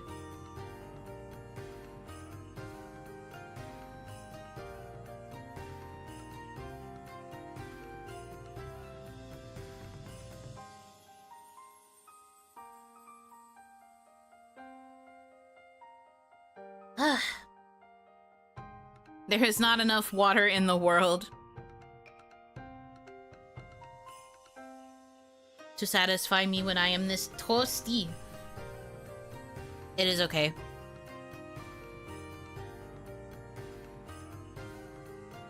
I am manifesting that it will be cooler the rest of the week. Pray your hands.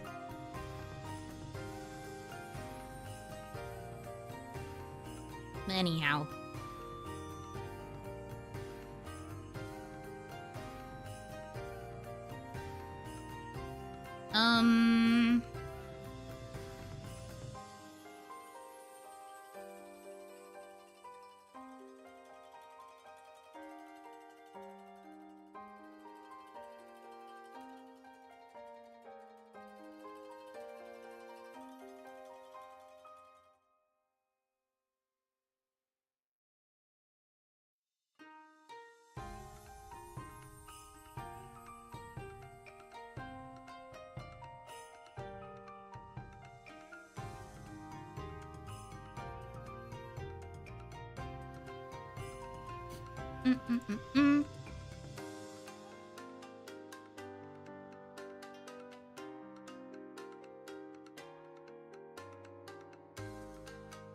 Man, the group chat is popping off.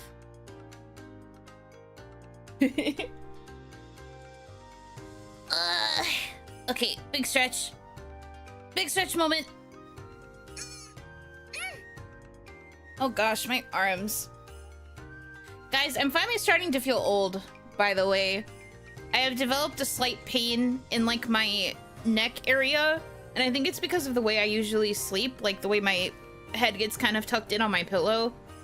And it's lasted for, this is the second day, and I'm just like, oh god, is this a sign of old?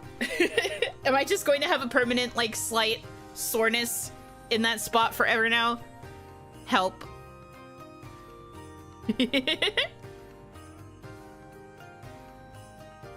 I finally feel old. I don't like it, though. I want to give it back. Hanaki, welcome in. The 200 years is cooking in. It's about time, I suppose.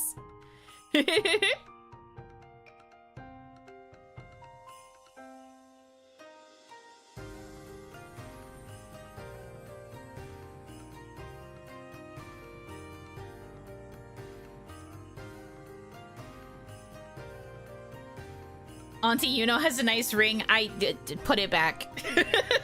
Put it back. I'm good. Put it back, please.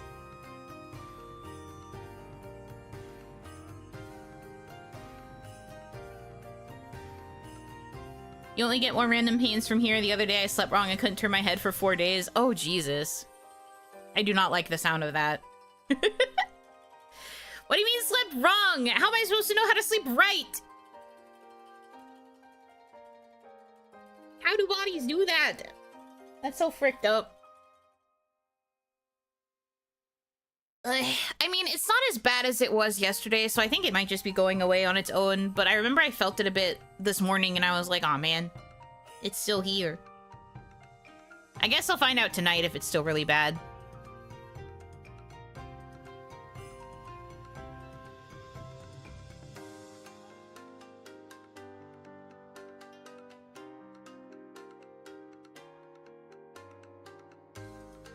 My lower back has been aching since I got back from vacation. Apparently my back prefers the stiff JP hotel mattress now. That's a sign to change your mattress. Whenever you can afford it, at least. Mattresses are expensive. As a side sleeper, I got one of those square pillows and it was life-changing. Ooh. Yeah, I've been meaning to get a pillow for side sleeping, because I am also a side sleeper. Not just a side sleeper, but I like curl up a lot, and I usually end up like sleeping on my arm. I don't run into a problem with my arm like falling asleep when I do it, like other people say happens, but I've still been meaning to get like a proper side sleep pillow.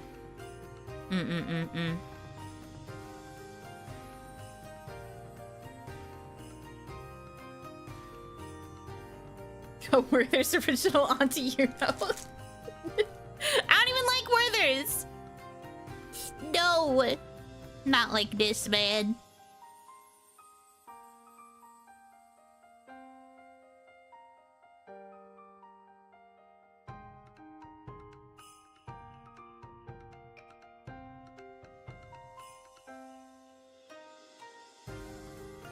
Ugh.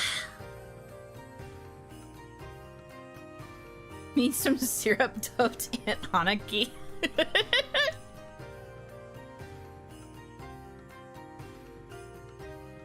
Did I tell you I had 12 pets? If you did, I don't remember. If so, that's a lot of pets. I hope you're able to take care of all of them properly.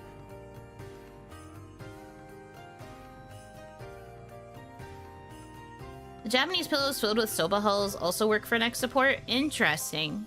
Soba hulls. Never heard of that.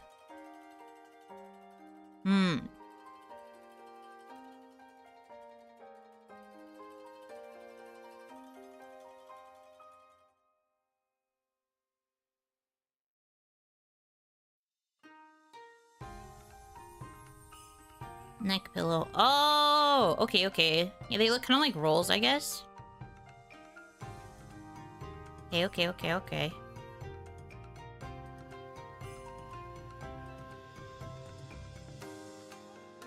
One of the hotels I stayed in had pillows like that. It was very interesting. Neck roll.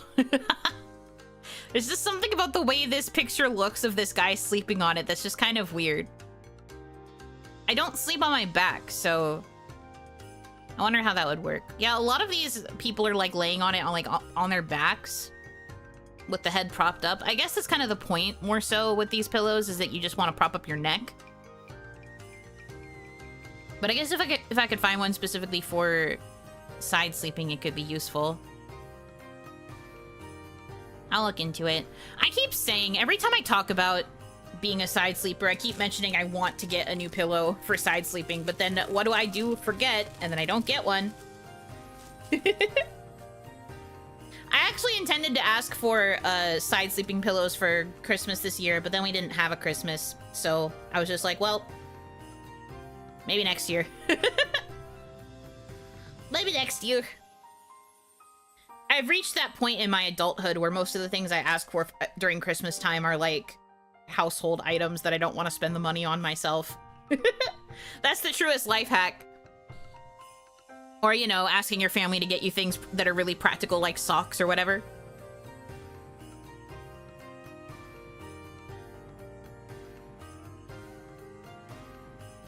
I'm a a tummy sleeper, can't sleep on side or back because of the cold air. I can't sleep on my tummy!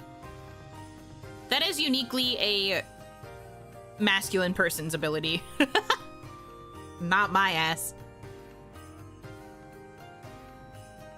Socks, yippee, yippee! I love getting new socks.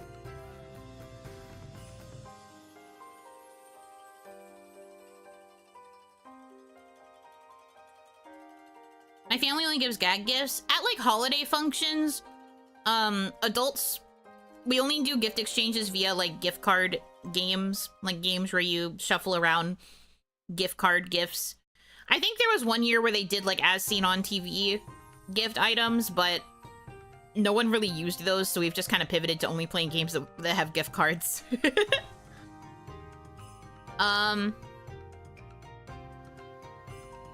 But, like, when I say, like, asking for things from family, my auntie would usually show up to the house with, like, a big, like, big garbage bags full of gifts in, like, boxes of, like, various things. Usually, like, new clothes, but occasionally, like, anything else I asked for would be in there. But, like, it was a rough year last year, so we just ended up not really having a Christmas. For, like, various reasons. You can guess some of them. There are others that were involved. But yeah. Ever played Cards Against Humanity with family? My family would not like that game. My relatives would not enjoy that game very much. They usually, play more, like, actual, like, party games. Not even, like, board games or card games, but just straight up, like, thank you so much. Party games. Like, last Christmas, it was mostly, like, minute to win it type mini games where you just had to do, we were split into 2 teams and we had to play a bunch of, like, random games, and you were only given a minute to complete a task or whatever.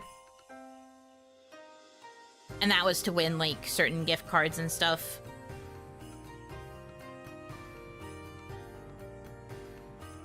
I see, like, charades. No. It was, like, cup stacking with, straws, or, like, sorting jelly beans by color within a certain time. Or, like, sorry, I'm trying to think of what else we did. Putting an Oreo on your forehead and trying to, get it into your mouth without using your hands within a minute. Those kind of games.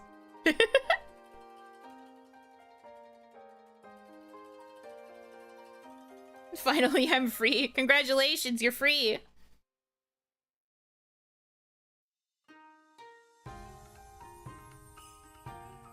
Yeah, my family really likes those. There's also this game that is, like, a returning one, even though it has literally resulted in violence within the household. Where you have oven mitts on your hands and you have to try and unwrap a present while the person next to you is flipping a cup. And if they manage to properly flip the cup, they get to take the present and the oven mitts from you and start working on opening it. And then the person next to them has to flip the cup. And it's just like a rotation of it. But it's literally led to violence because there's a few people in the family who are pretty good at opening it. So now everyone has to get better at cup flipping in order to prevent them from opening it. And there have also been people who just gave up and, like, smacked the box against the table to try and open it. It's a lot. But there's usually, like, I think a $50 gift card in there for somewhere. I don't remember where it was to this year, but it's usually a pretty decent gift card. And then we have, like, normal gift exchanges. I hosted the bingo because they also get crazy for bingo. I called out the bingo numbers. I didn't participate because I didn't really want any of the prizes. So I would just call out the numbers. And that was fun.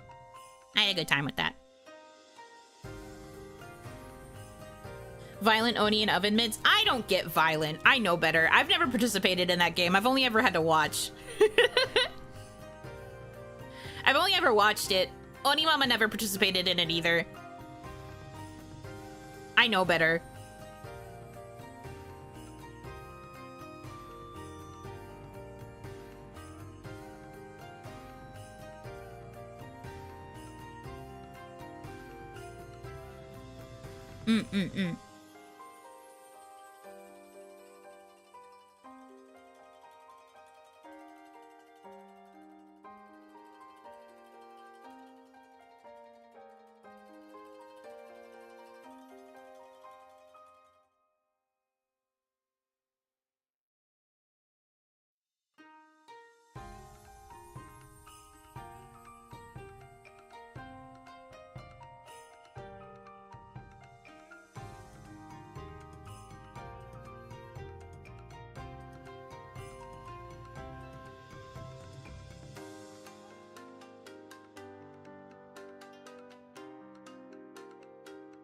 How are my cup flipping skills?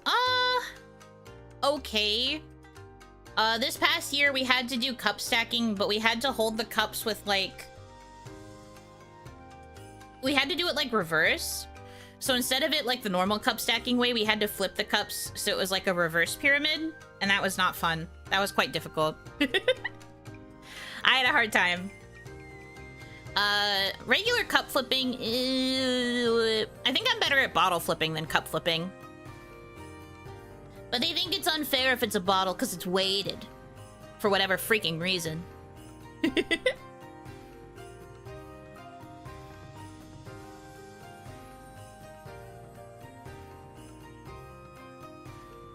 about that game where someone has to eat a pretzel hanging on a string? We've never done that one. The closest we did this year was having to fish for candy canes.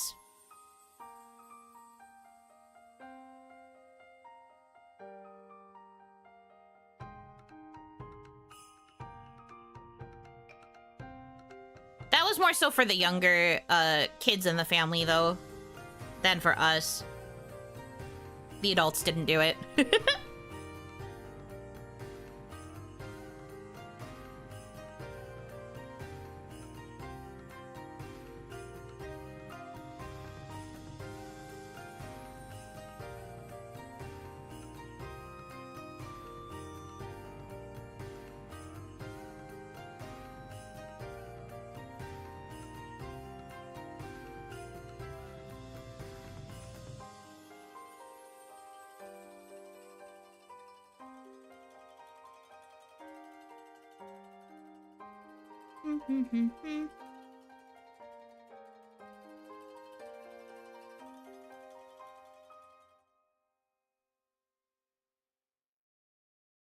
Bobbing for apples. That's more of a fall activity, though, isn't it?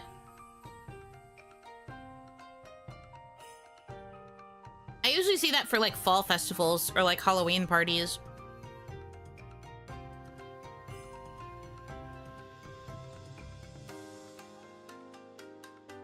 But besides birthdays, our family doesn't really get together for much other holidays besides Christmas.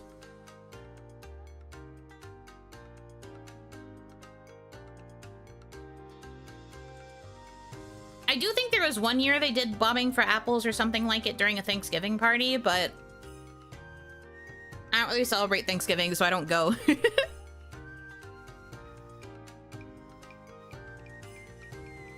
Christmas is usually when the family goes the hardest for partying.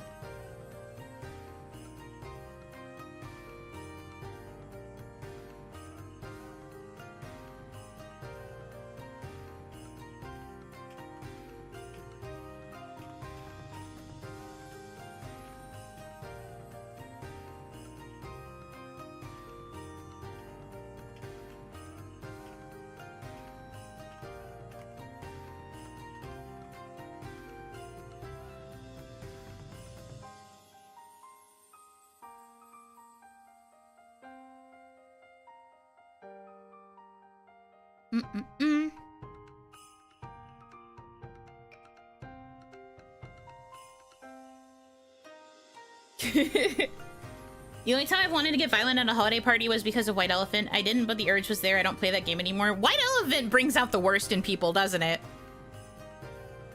I think we did like White Elephant-esque stuff when we did the As Seen on TV gifts, and it was a hard time. Because a lot of the As Seen on TV presents were pretty shit. So there was a lot of exchanging happening. I got saddled once with this, like, snack cup that was supposed to be a combination of, like, a drink cup. And then it had a little compartment on the top that you were supposed to put snacks in. But it's literally, like, baby-sized. You can fit, like, 5 snacks in there. Literally useless. I never opened it. But it's pink, so I guess that's how it ended up in my possession. I think there was some trading that went on between me and my cousins that I don't remember. And that's how I ended up with the snack cup. But it was probably, like, the most useless item. What is this? A snack cup for ants? Literally me. What about party card games? I think the whole point, at least for our family, is playing games that don't have too many rules. I think it's hard when you have games that are like card games or board games where you have to learn like rule sets.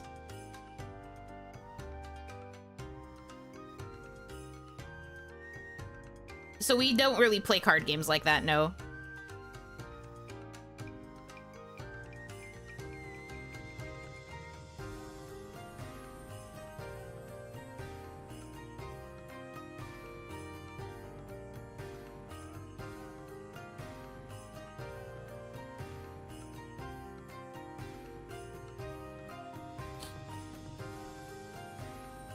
That is always the end goal for the fam. They want to make sure that everybody can play on, like, kind of equal playing levels. Because we have a lot of, like, grown-ass adults playing. Like, very grown-ass adults. Then you have us, like, younger adults. And then you have the teenagers. So there need to be things that can be played that are, like, easy.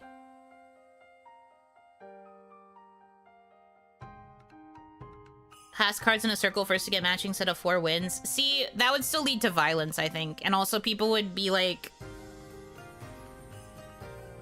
It's still... Like, you could say it's easy, but there's plenty of adults who would think that the rules are difficult in my family. Even with, like, the basic party games I just described to you guys, there was still a number of situations where the family was, like, not understanding the rules and was, like, not intentionally breaking them, but, like, specifically it was obvious they just weren't paying attention. It's crazy.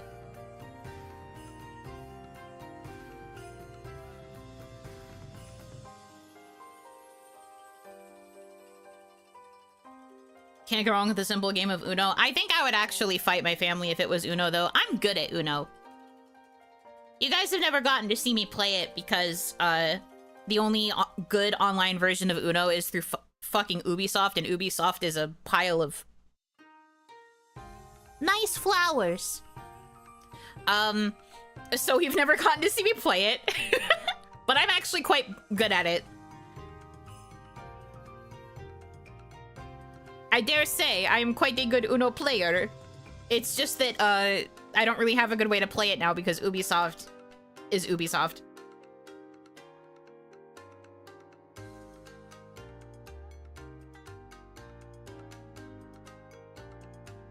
Good version that crashes and doesn't have functioning lobbies says a lot about the state of virtual Uno. Yeah, because most virtual Uno is, like, not Uno. Ubisoft has the rights to making that digital version of Uno, and then they don't upkeep it. And then they changed how their online works, and it's just a big fucking pain.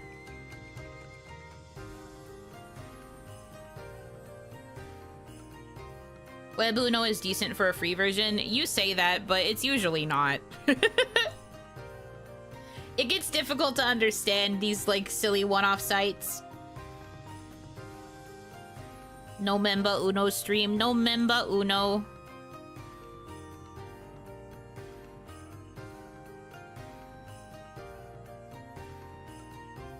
Didn't Nintendo put an Uno clone in the 51 Clubhouse games? I wouldn't know. I never bought it. Bro, I bought that Uno, it updated, and then it said I have to buy it to play it. Garbage. Yeah, you have to buy it again! It's so stupid! I got it via Steam, and now I have to buy it again if I want to play it. And also, Ubisoft Online, whatever, has made it so that you can't change your name. And it's so stinky and annoying.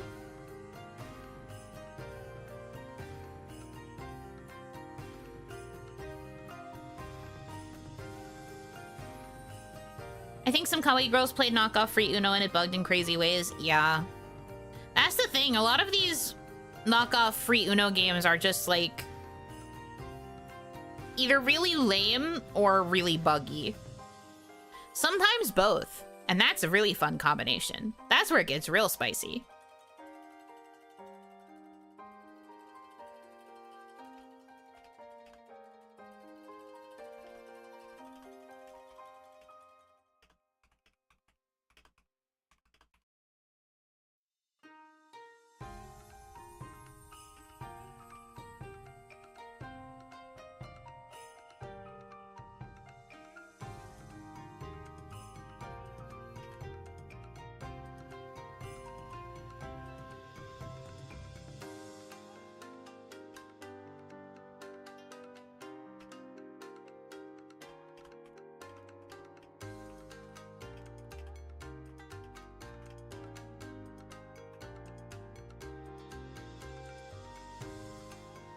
I always check reviews and look for Uplay so I know I can save money. Based. I'm probably never going to get a Ubisoft Connect related game ever again. I had to create a Ubisoft Connect account just to play an old Prince of Persia game I got on Steam. It's so stupid. It's really so annoying. And Ubisoft Connect doesn't even work half the time. Ugh. I hate it. Stinky, stinky, stinky. I'm pretty sure Uno is the only one I have that is under that, like, umbrella. Thankfully. The downside, though, of course, is that it becomes really hard to do Uno collabs, but I love playing Uno. Someday there will be a better alternative. Uno will realize the error of their ways and they will give the IP rights to another distributor.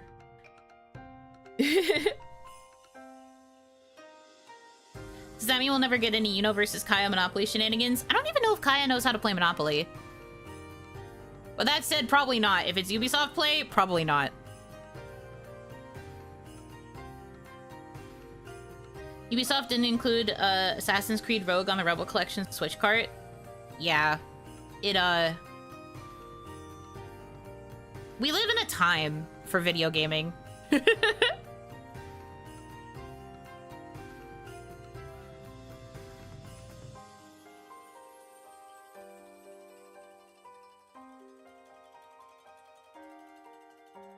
To be fair, no one really knows how to play Monopoly. I mean, I do.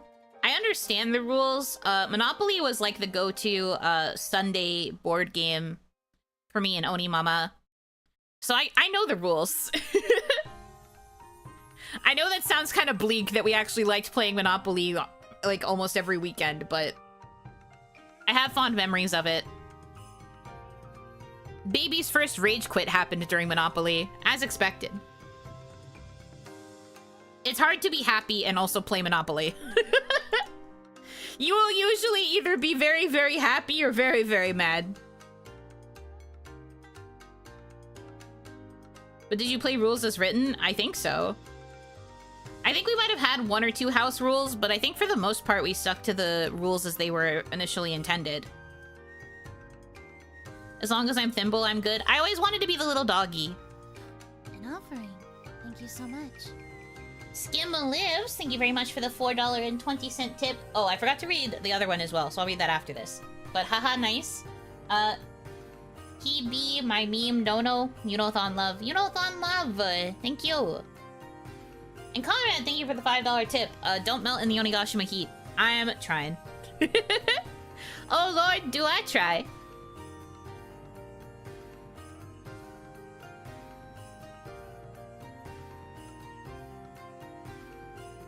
Iron or I don't even play. What is it about specifically choosing the little pieces that even gets people heated? If I wasn't a little dog trying to run a Monopoly, I didn't want to play the damn game.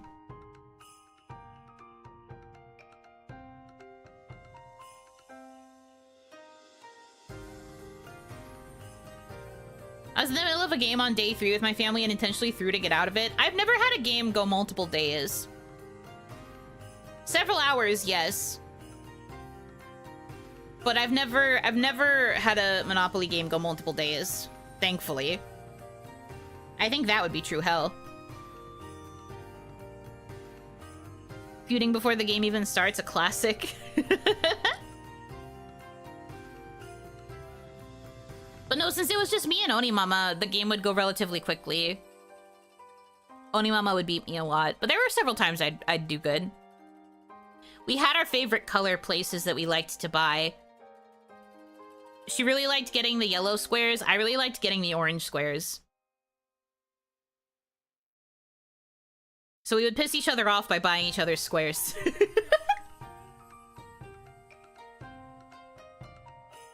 Another game that Onimama really liked to play that I kind of liked to play... Do you guys remember the Scene It games? Or are these two Onigashima core? Do you guys remember Scene It at all? Is it just me?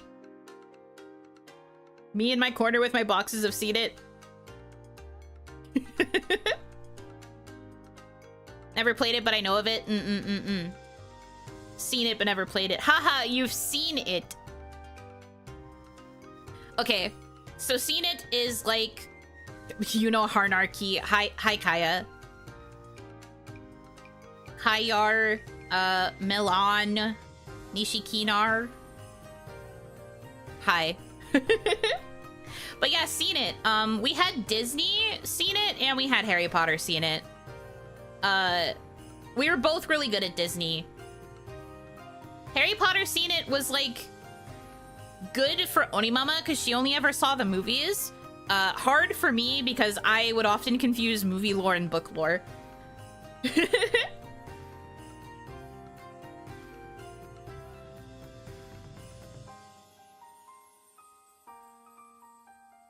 Kaya, it's Kaya. Reader debuff, nerd debuff, more like.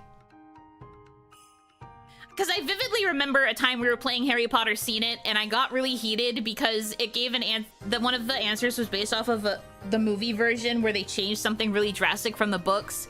And I had answered with the book answer, but they wanted the movie, obviously, because it's Seen It, it's not read it. So I was like, I don't know why I was like that. And it was rough. I got really heated and I argued with Onimama a lot. I don't remember what it was. I just remember the act of getting heated.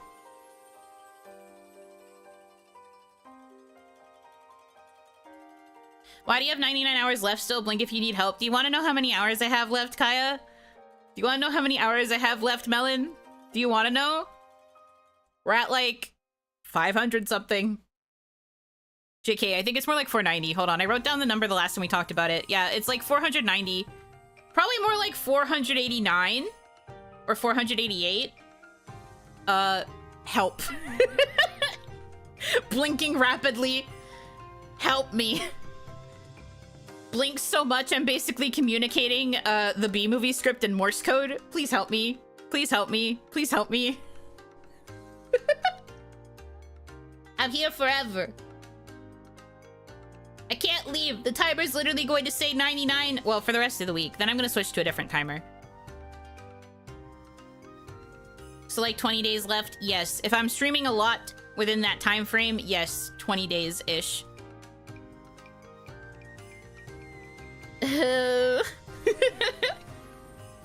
I really made a choice. $1 equals 5 minutes. Puts on the clown makeup. Puts on the clown nose. Thank you, DCLE, for another spin. We got a delayed spin there, but we've got a VA love confession. Haha, spin. That's more added to the timer! Only 20 days if straight. You didn't have to say that. Thank you. Okay, I have to do the... I have to do the VA love confession 1 second. Help. Help me. Why does she suffer? It's what I have to do in order to get 2.0. We do what we gotta do sometimes, man.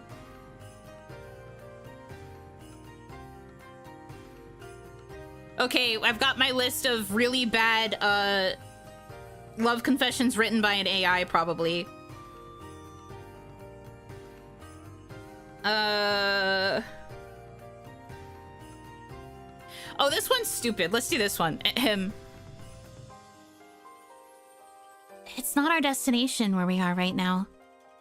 I think our destination is to be soulmates and roommates. What do they even fucking mean by that? Why is roommates said like it's more serious than soulmates? I hate this fucking article. They're so funny. I love this shit. I'm glad I chose this really bad article. And they were roommates. Oh my god, they were roommates.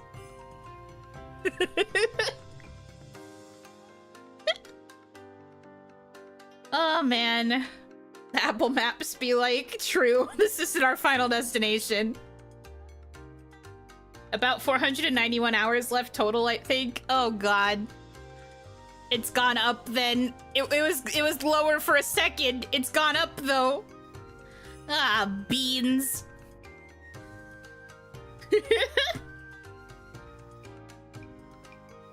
Roommates the only possible explanation. Historians will say that they were roommates. Only historians, though.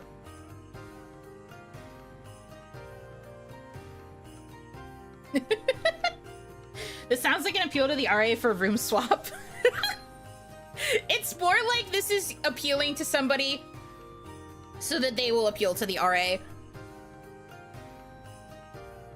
Pausing the timer off stream is a mistake in hindsight. Well, why would I run it if I'm not streaming? That would mean like hours that would just have like literally no content. Of course I have to pause it when I'm not streaming. It wouldn't be fair. The only thing that I've done in terms of like quote unquote cheaping out, you could argue, is that even though I what's it called? Unarchived the stream, the bad stream where I only streamed for like an hour, I still counted like 45 minutes of it on the timer. I gave myself the 45 minutes that I managed to reduce from that stream off of this timer, so minus 45 minutes. Every bot to spin is 1 hour added because I didn't think it was gonna get this crazy, okay? I underestimated the power of the Damadachi. That was my mistake. I have egg on my face now. I've learned my lesson. If I ever do a thing like this again where I have some kind of donathon, I know better. But for now, I have to own up to the consequences of my actions.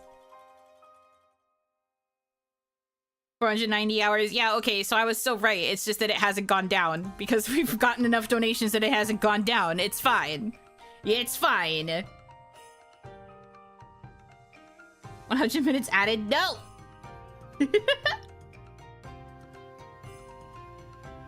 But 1 hour 40.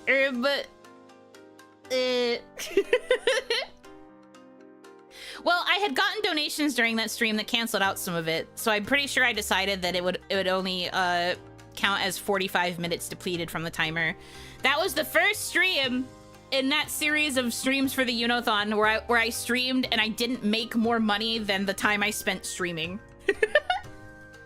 Do you get what I mean? Because usually, even during the 12-hour streams, I was getting enough donations that it was canceling out the 12-hour stream I had just done, or was in the middle of doing. So it was already canceling out each stream. That was the only stream where it didn't get canceled out immediately, which is why I was able to subtract the 45 minutes. I did get a little bit of donations during it, but only enough to subtract like 45 minutes. Ever since then, it's been downhill. Well, no, I think there were a couple of streams after that where like nothing came in, so there was a little bit more math that actually was able to subtract stuff. But that's the problem. So much of this is canceled out. Lovingly. I'm here forever. Running it off stream is the coward's way out. It's like when they also continue the counter when they're sleeping with the stream still going. I've only done that once. I took one nap with the... Although I paused the timer. I think it could still be added to. Nobody donated during that time, but I did pause the timer so it wasn't actually running while I was napping. Other than that, though, when I feel like I want to eat, I just pause the timer and end. I'm taking care of myself, trust, and I'm also making sure it's worth your time. Worth the donations, worth the time.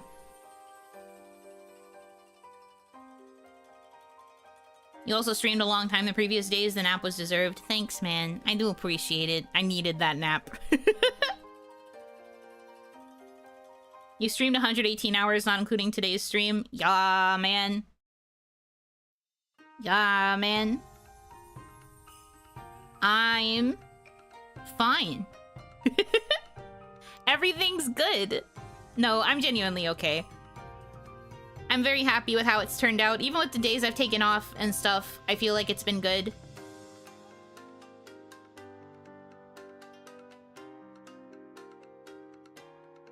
You made use of the Batsu BRB break reward. Those times it was fine to keep the timer going, IMO. I suppose so.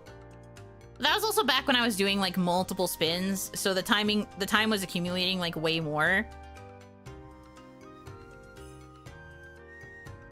So I feel like it's a little different. Yuno's just built different when it comes to streaming. She loves us too much. I do love you so much. I really need that split face art with I'm Yuno for. No, that's so good. That really is me. I would keep that on stream all the time.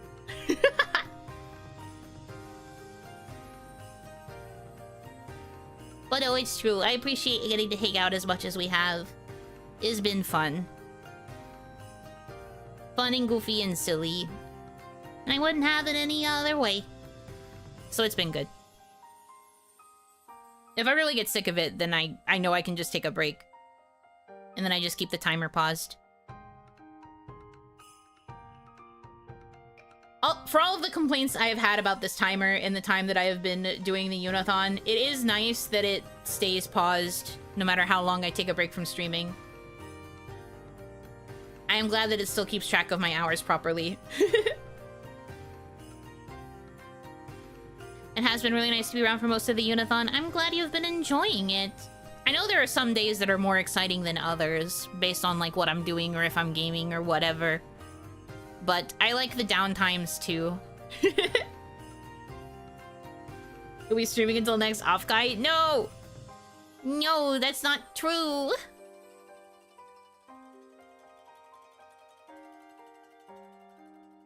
It's not true! I'm not trapped for a year.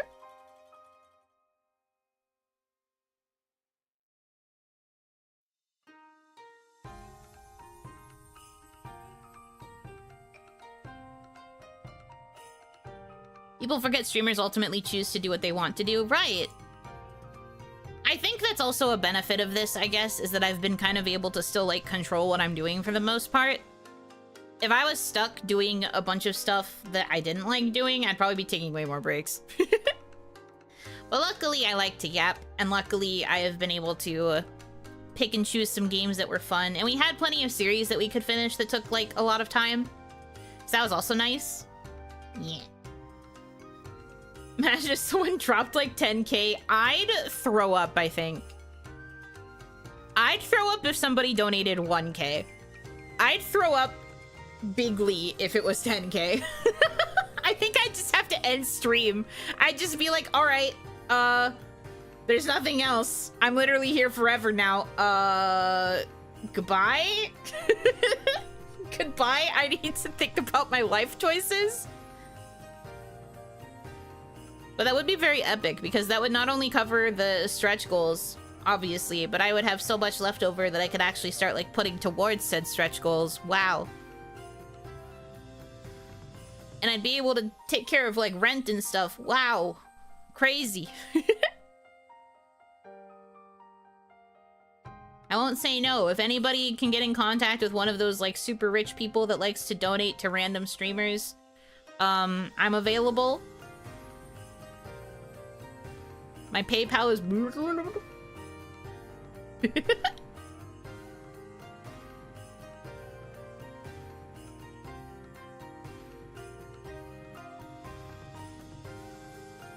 Why you need this 10K loan? I want to make a girl throw up online. There's this anime girl who said she would throw up if she received a 10K dono, and I just want to be that. I just want to be that bitch. I want to be that guy. Critical used to do that a lot.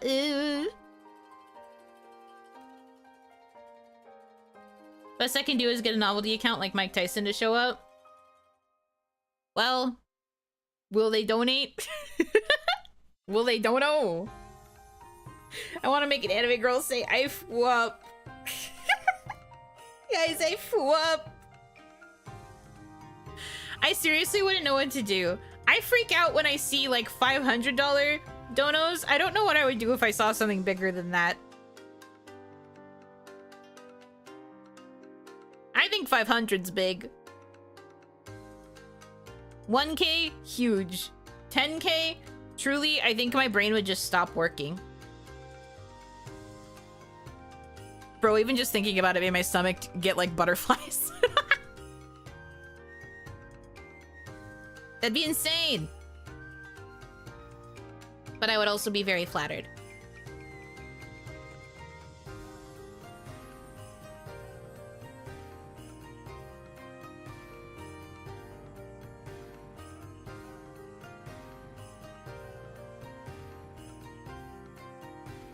I do wish I could donate like I used to, but times are hard. No, don't feel bad. It's okay. Even the small stuff still means a lot. It's okay, it's okay. I hope that the times will be less hard for you soon. But if I found out a way to donate my firstborn child, I don't know if I would be able to do streaming and content if I had a baby. I think that that would cut into my content creation time by a lot. So I appreciate the thought, but I do not wish for a baby. Never needed the lotto ticket to pay out more. What's even the current payout for lotto tickets right now? I honestly don't know. I don't look into those a lot. Lottery ticket. How do you even look this up? Winnings.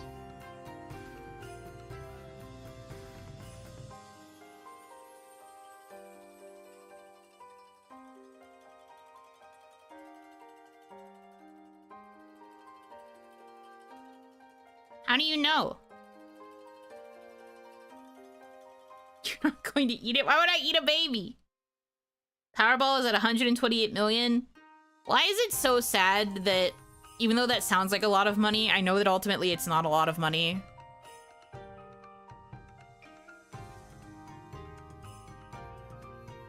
Is that not the saddest thing in the world? Like, my brain's just like, that sounds like a lot, but in reality, it's probably not a lot. Because 57.8 after tax? Ew. True. So true.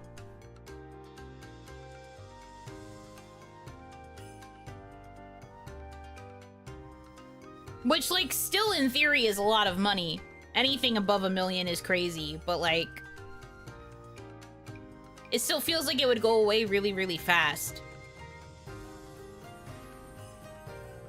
If you take a lump sum, take even more off. Yeah. Right, you can choose to have it, like, paid out gradually, right? Or something like that. I honestly don't know much about the lotto. I just know that, Oni Mama and Oni Grandma used to talk about trying to win it a lot. Near 60 after tax, invest it right, you'll be set for years. Heck, your grandkids set for years unless you buy 50 Ferrari. I mean, I still think it could disappear really fast even if you try to set everything up. I don't know enough about investments to know if I'd be able to do it smartly. I'd want to, but I also know that I am the kind of girly that would want to make sure that I am set up for life. And I feel like that could easily cut into money very bigly. Very big, very hugely.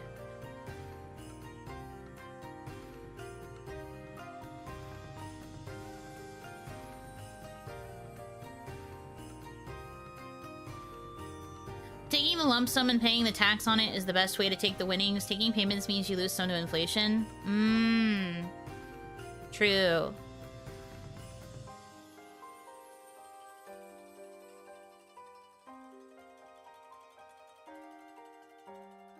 I saw a video with a good comparison of 1 million versus 1 billion. 1 million seconds is 11 days, 1 billion seconds is 31 years. Yeah, you get it. Like, I used to think that winning, like, one of the millions jackpots would, like, set me for life. And it probably still would, to an extent. But, like... it just feels like... you'd be more comfortable if it was billions. Not to sound greedy, I'm not trying to be. I just think that, like... in my mental perspective, millions is starting to feel a lot smaller.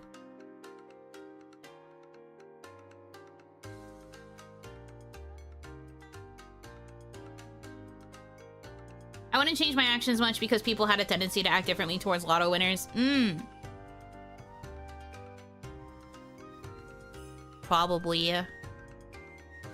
Yeah, the minute anybody finds out, I think I would try to keep it a secret, is what I would do. I think I'd win and I'd like report it and everything, and then I'd like do what I gotta do, and then I would just never tell anybody. Yeah, I would just keep it a secret. I would try to keep my life normal, but I would just suspiciously always have enough money. The only thing that would make it more obvious that I had gotten a lot of money would be like that I got a house. Doesn't it get announced name at all? It gets announced in some states. I think there are other states that keep it private, but I would probably try to keep it as private as possible. I mean, there's probably multiple Yuno Hanakis in the world, right? How do they know it's me?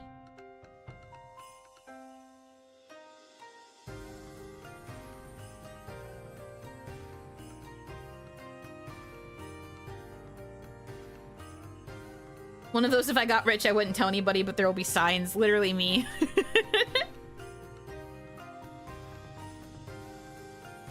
I think I would try to set myself up to be happy, and then I would probably try to take care of my aunt if I could. I also feel like I owe some stuff to my other aunt and my uncle. But other than that, I would just other than that, I would try to keep it pretty low-key. And take care of myself otherwise.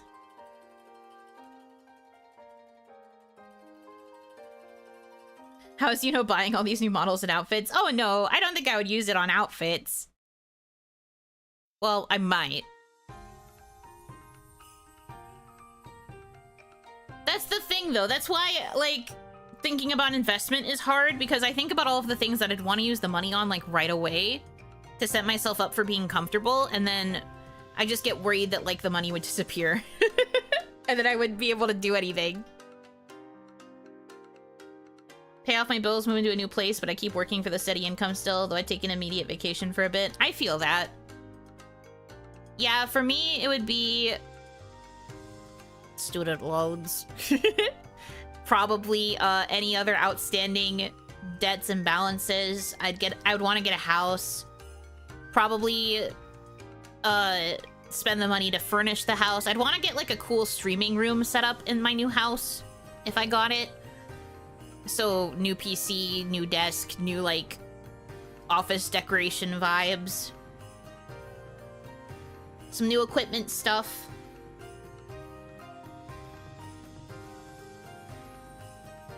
But it would start going by fast just by listing all of that alone.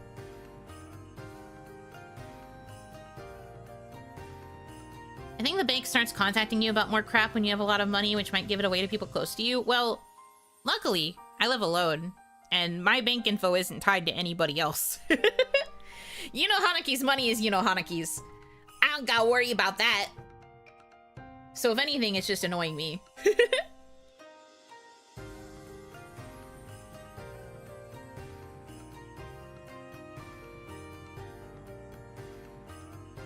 Unless, of course, I visit with family more often and they notice that I keep getting calls from my bank, but, like, I think even then my bank would be pretty smart about not giving that kind of thing that frequently.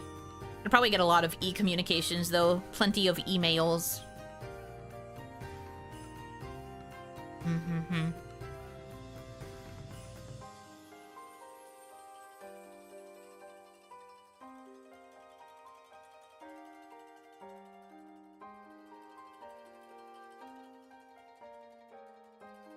But I could also foresee, like, donating some to charity. Maybe supporting other causes that I believe in. I'm sure some of it I would want to put back into VTubing stuff. Like, it'd be really cool to finally have money to make, like, really elaborate lore videos, or, like, get super fancy models so that I could truly live the Iron Mouse life of having a bunch of different models.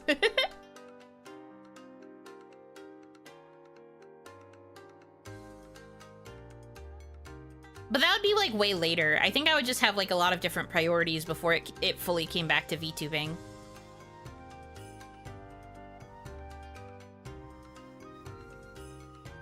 I'd probably start my business, scout all the smart people I know in my field, and find someone to run it so it becomes passive income. Ooh. That's pretty smart, actually. I'm not smart enough to start a business, though.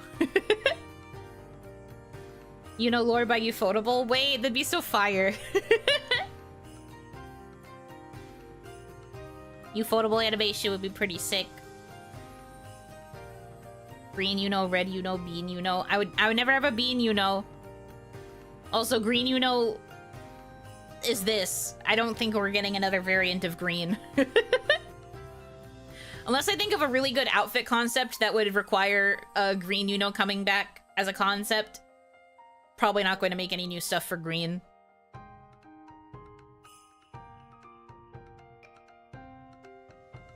If you just put like $1 million into a low-risk investment, you'll get tons of passive gains. I will choose to believe you because I don't know anything about that.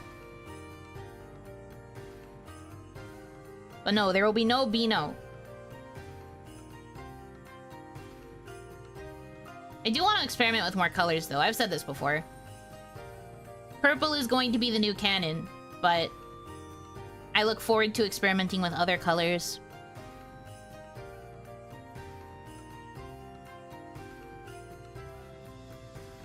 The varied colors of the Buno. Invest in Sharzucoin, it only goes up. Why do you think I said causes I believe in? I believe in Suzucoin. I will take Suzucoin to the moon. Anything for my senpai.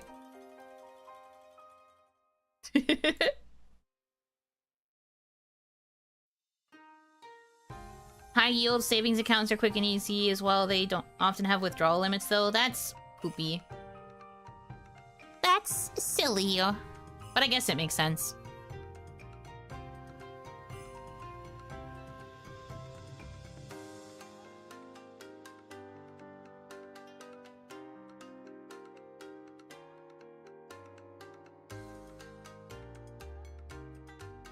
This is green Yuno, or GY for short, and this adds green sparks as a GY2, and this is to go even further beyond static hair effect. Yuno forehead doubles.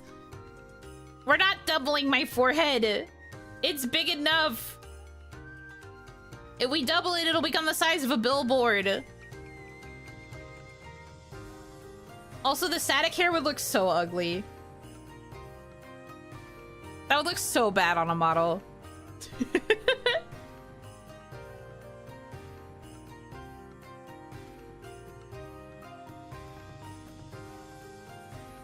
Another source of passive income, sell ad space.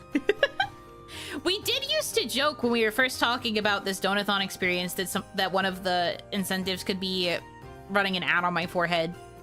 Like paying a certain amount of money, and whatever you say in your message is what I have to put on my head as like an ad.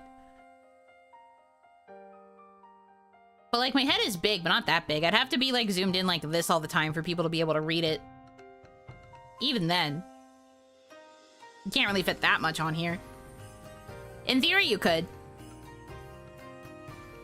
But not that much. Sure, you could use your lottery money to secure a comfortable lifestyle forever, or you could find your favorite artist that left something incomplete and bribe the misery style to finish. Me going to Clamp Please finish Tsubasa. Holic is coming out of hiatus. Please finish Tsubasa Chronicles. Can I rent out ad space on a thigh? You can't rent space where wife is because people will be mad if you get rid of wife. You cannot cover wife. The other thigh that has nothing on it, I guess you can rent out.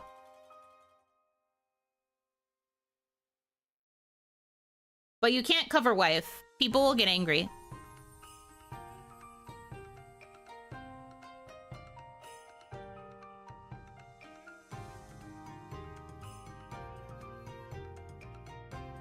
I was thinking clamp too. Everybody's thinking clamp. Clamp has to finish X1999. I want to know how it actually ends. You know what? That's fair. I think that's also a valid choice. But I'm invested in Tsubasa Chronicles, so I would want Tsubasa Chronicles to be finished, please, God. The bear leg is good in contrast. I do like having a bear leg. She is nude and she is beautiful. I like it very much.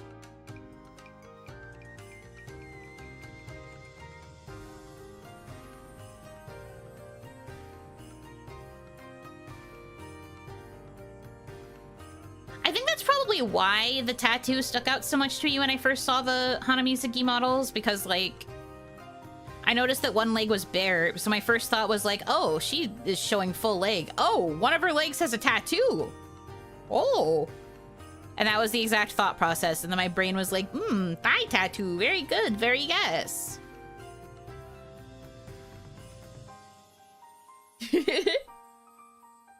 And, like, I did fixate on the Ron model the most when I was looking at the models, because she was pink and I love pink. But, I remember that, like, the thing that stuck with me the most after I got out of that, preliminary discussion was thinking about the tattoo. I couldn't get that thigh tattoo out of my head. It probably also helped that when they had asked my preference and I mentioned having interest in this green creature, they were like, oh yeah, you would really suit the Oni. And I really like it when people make assessments about me, because sometimes I don't know much about me. So when somebody was like, I think you would suit this, I was like, oh, they think I suit this. And then my brain just, like, latched onto it even harder. It did not say that about Samurai, though. R.I.P. my dreams of being Rod Tsukiha. It is what it is. Honestly, in the end, I do think it makes more sense for me to be Yuno. As much as I would have loved being Ron.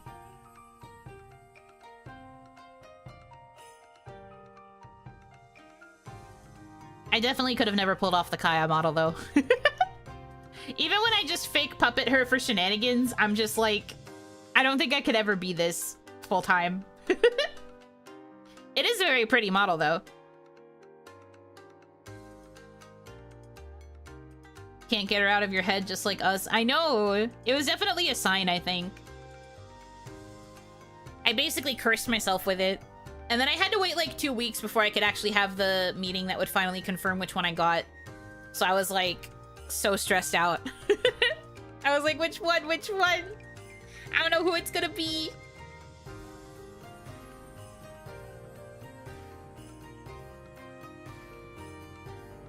I wouldn't have it any other way. Yippee! Any other models from PK you would have loved to use? Oh, man, I've been asked this before. In terms of, like, the Senpai, I'm gonna go based off of, like, the Senpai because I didn't know what the Ephemera models looked like at the time besides the silhouettes that were on the audition promo. If we went based on the Senpai, I probably would have loved to have had either Icho or Lua. I know my voice doesn't suit either. Maybe she. I probably would have been an interesting Icho. I don't know if my voice really suits the Lua model, but I really like the model artist. Obviously, she's an Idolmaster artist. That's an Idolmaster artist. So I would have been an Idolmaster baby. You know, fitting with the short theme.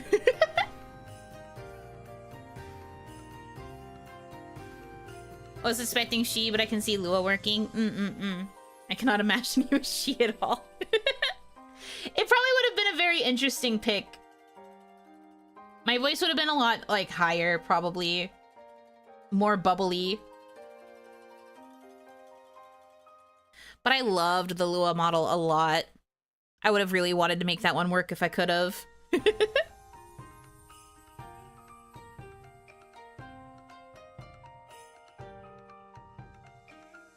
There are some other previous models that I don't really know if I can actively talk about having wanted. But there were a couple from previous gens that I probably would have liked. In terms of Ephemera, when I auditioned, I was aiming for the alien cat. I was aiming for the alien cat. So I guess I would have been Nano if I somehow didn't make it into Hanamizuki and was an Ephemera instead. Dragon Girl? I guess to avoid saying any specific names, probably Pegasus? I also really liked the fox lady.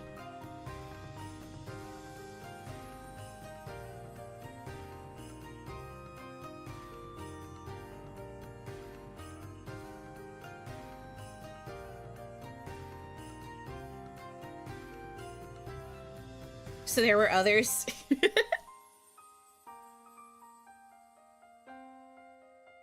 I mean, you guys have to remember, I've been a fan of Kawaii for a hot minute. It's not like I don't know about the others. I just, couldn't really talk about them before. I'm still kind of skirting around the subject.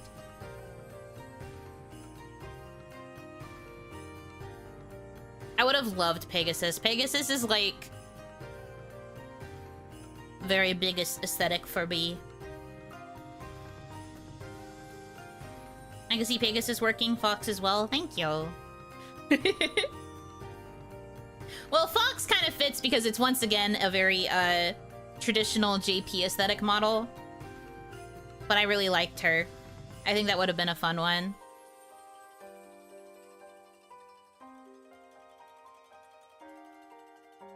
But yeah, I remember being like really enchanted by Pegasus's model. Considering my voice type, I think I probably would have either been considered for her or maybe for Fairy. I don't know though. I did audition for that wave, but I didn't make it past the initial audition back then. I wasn't good enough, so I had to get good. Fox is basically Yuno with fox ears in a different color. I don't think that's true. I think she actually looks quite different.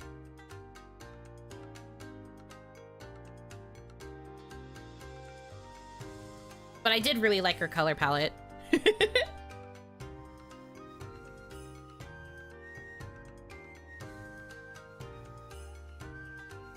Didn't know you had auditioned previously. I never mentioned it.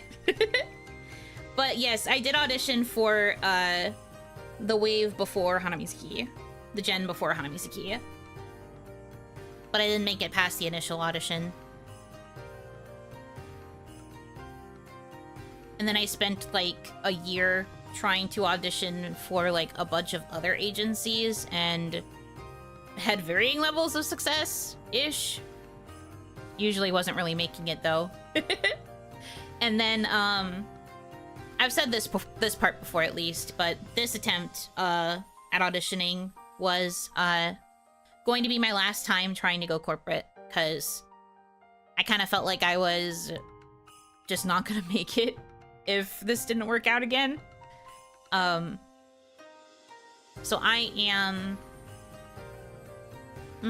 grateful that it worked out the way that it did. Even if I ended up getting a character that I didn't even know was an option.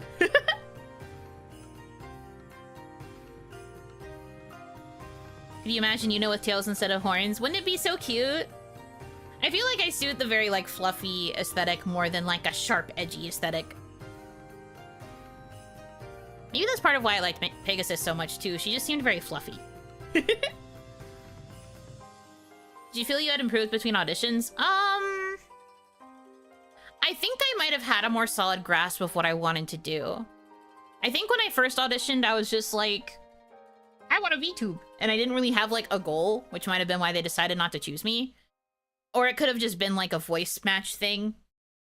Because something that, usually happens with, like, auditioning for corporations is, like, they do have a specific kind of voice profile in mind for a talent that they want.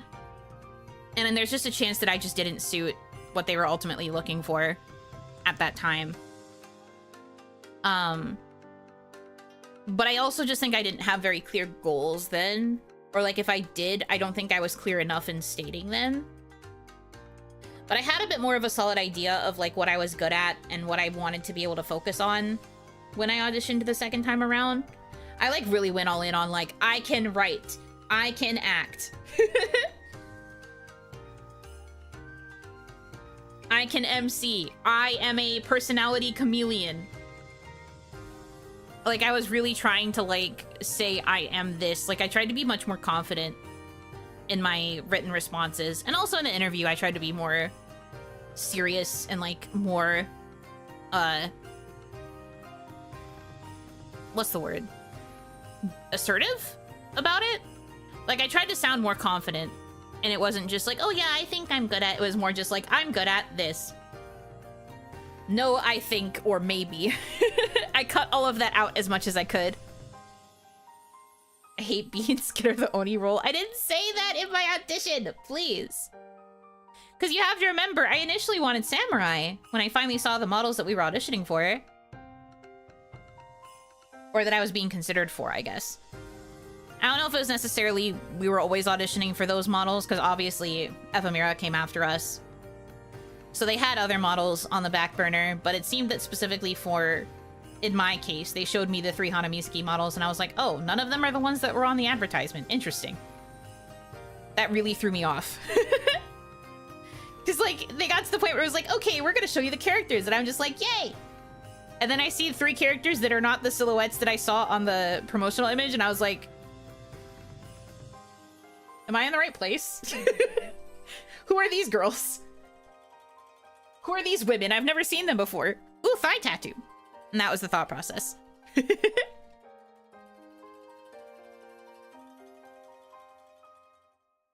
I do also think that taking that year or so to, like, audition for other places was also helping me really figure out, like, what I wanted and what I didn't.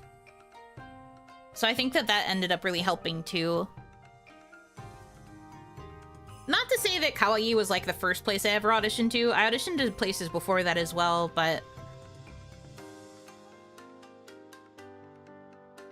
there was just something about, like, the year cycle between the first time I auditioned for Kawaii and then the next time I did.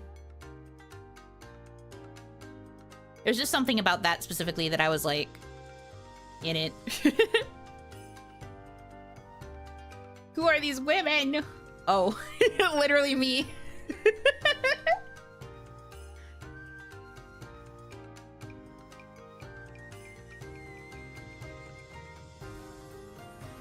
I also didn't think to ask about, like, the silhouette characters.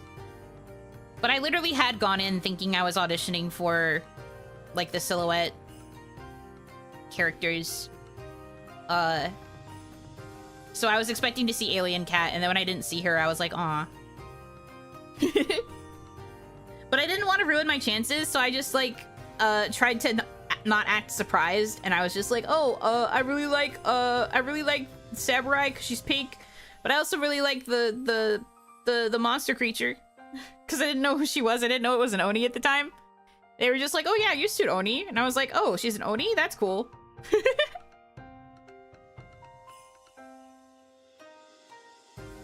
Oh, that's cool. Trying to be chill.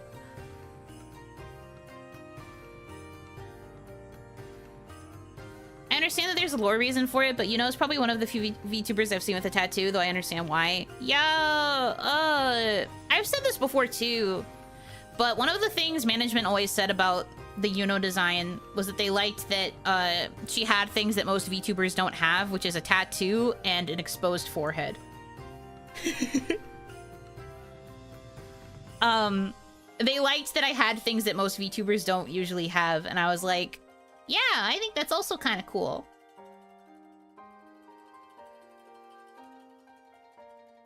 You know, the monster creature. I didn't know what she was. I saw the horns and I was like, I don't think it's a demon necessarily because they already have a demon in Reina. I don't know what she's supposed to be, but she's got horns. So I'll call her a monster. I like the monster creature.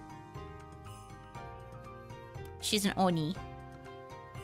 I think during the initial interview too, though, I remember the person I was talking to said that they were kind of thinking that she might be like a Oni princess, and I was like, oh, princess, interesting.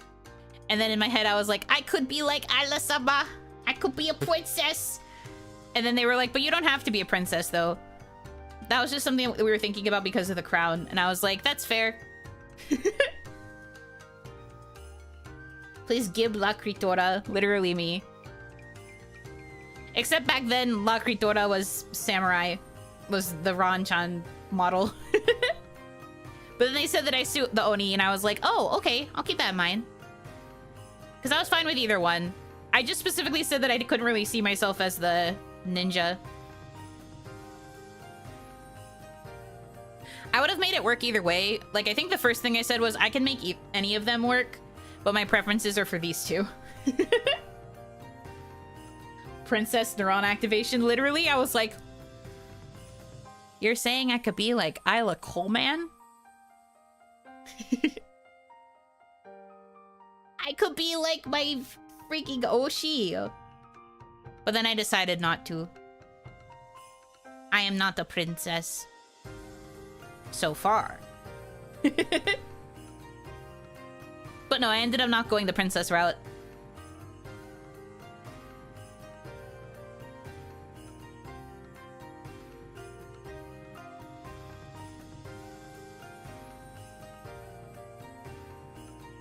Was the character an Oni feudal lord's daughter or a human feudal lord who had a child with an Oni?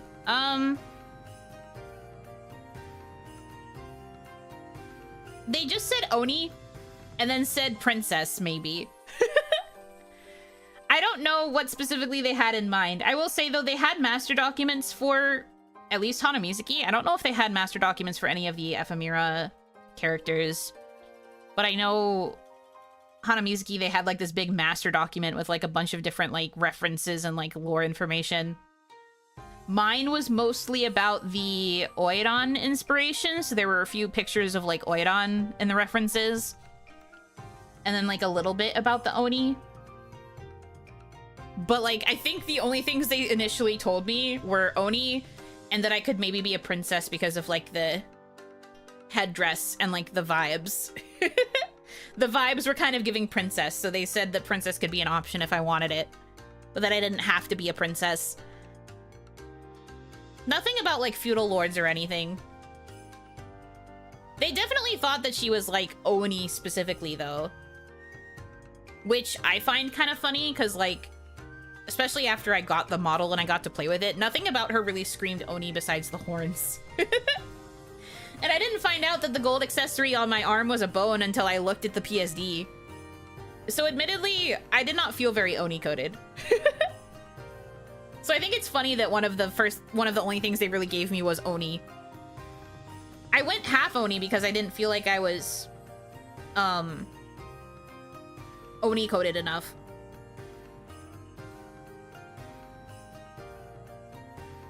Picturing Nano's Neko halo on top of both of your horns. Now you know looks cute. I really loved that little cat halo. When I saw it on the silhouette on the audition promotion thing, I was like, oh, she looks so cute. I would probably love her. And it's true, I do love Navina Nova. Missing the Oni tusks? Or, well, I guess? I don't like them personally, but I was kind of surprised I didn't even have sharp teeth. I got very normal teeth. In case you forgot. I had very normal teeth. And like besides the horns, there's like nothing else on my person that really screams Oni. So that's why I came up with the lore with the tattoo, by making that be kind of Oni coded. Because a lot of Oni do have like markings on their person. So I kind of made that be like the other thing that makes me like particularly Oni-like.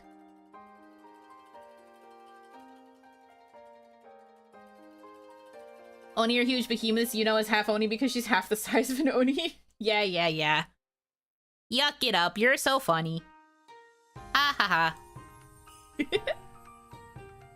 A lot of Oni in anime don't really have anything more than just horns, and sometimes not even that. I guess that's true, but they have the, like, forehead horns, right? But mine stick up at, like, on the top of my head, which already makes me feel quite different. Most times when you see an Oni in, like, anime, they have the horns on the forehead.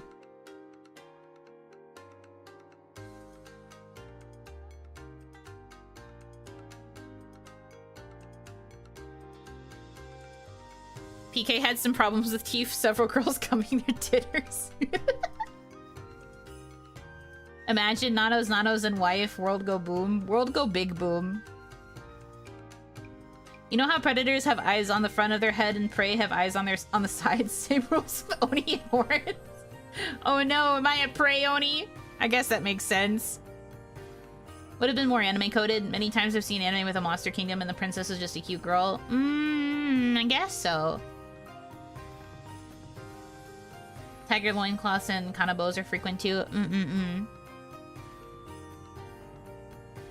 I don't know how I would have felt if I had a loincloth. I don't know. I just feel like ultimately they could have...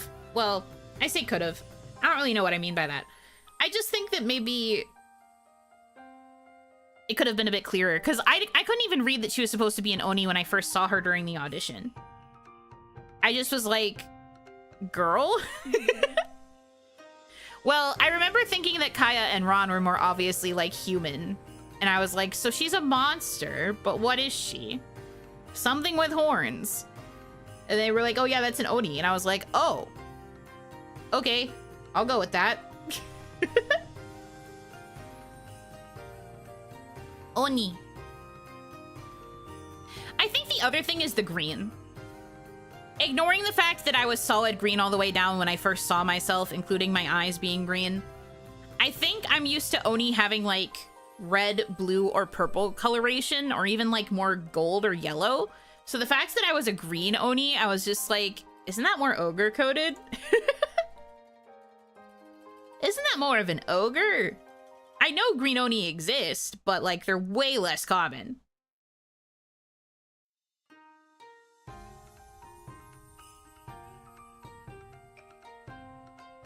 Picturing that heart with thanks, guys, but maybe something cuter.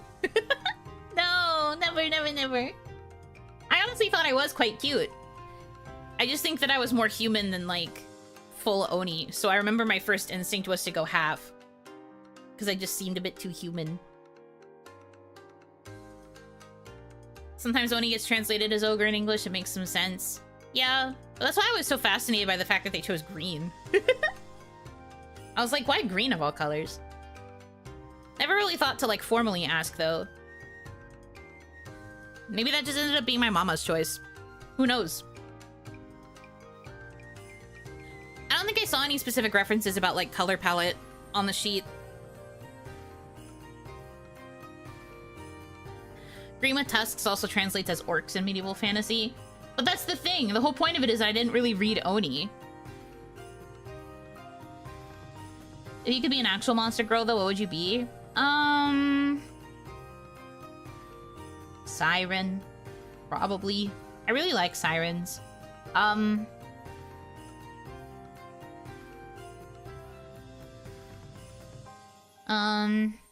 thinking if there's anything else I'd rather be.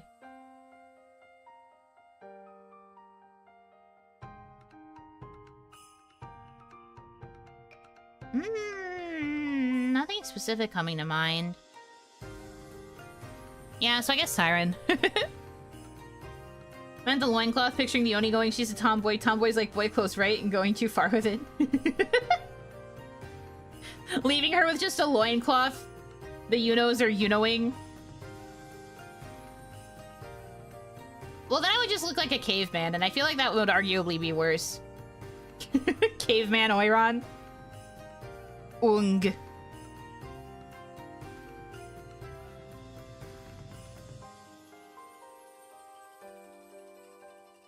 That'd be wild.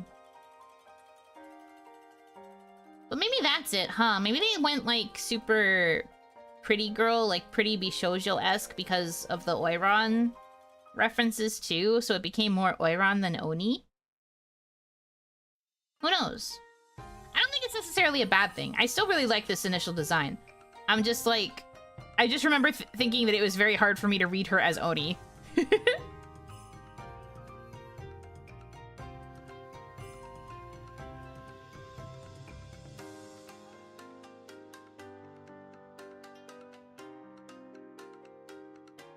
Just Yuno things.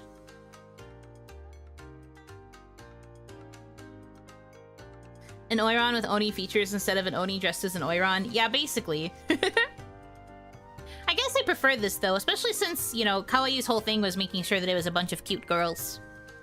And that's me. I'm cute girls. Not that I think that a more Oni version of me wouldn't be cute, but I think it would have made it that I stuck out, like, way more like a sore thumb compared to some of the other girls if I was more Oni-like. Well-spoken ogre that loves books would be a great concept, I think. An ogre that loves literature.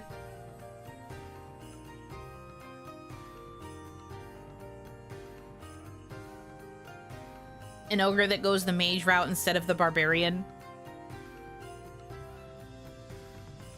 Would have been a different flavor of cute. Yeah, but different from Kawaii's overall, like, goal of, like, cute anime girls.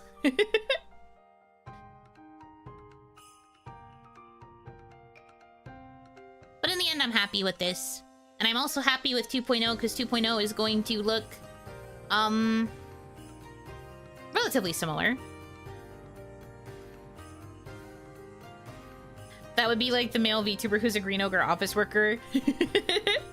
I've always loved that aesthetic of this giant ogre man being behind a tiny office desk. It just makes me giggle. I love that. The Gap Moe is just so great.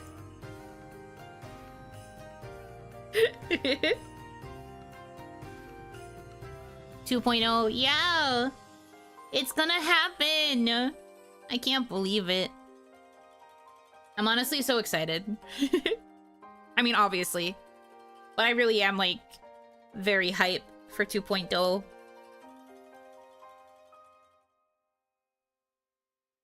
I am hoping that I will be able to make everything happen so that it can occur when I want it to. Some things might have to be a little bit delayed, but I am doing my best. I'm picking out artists to reach out to once I have my more finalized reference sheets. I'm nervous and excited. It's gonna be very fun, I think.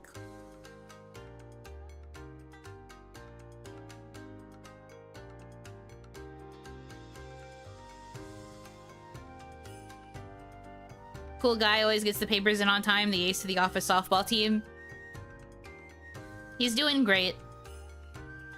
Very nice guy. Always knows how to fix the printer.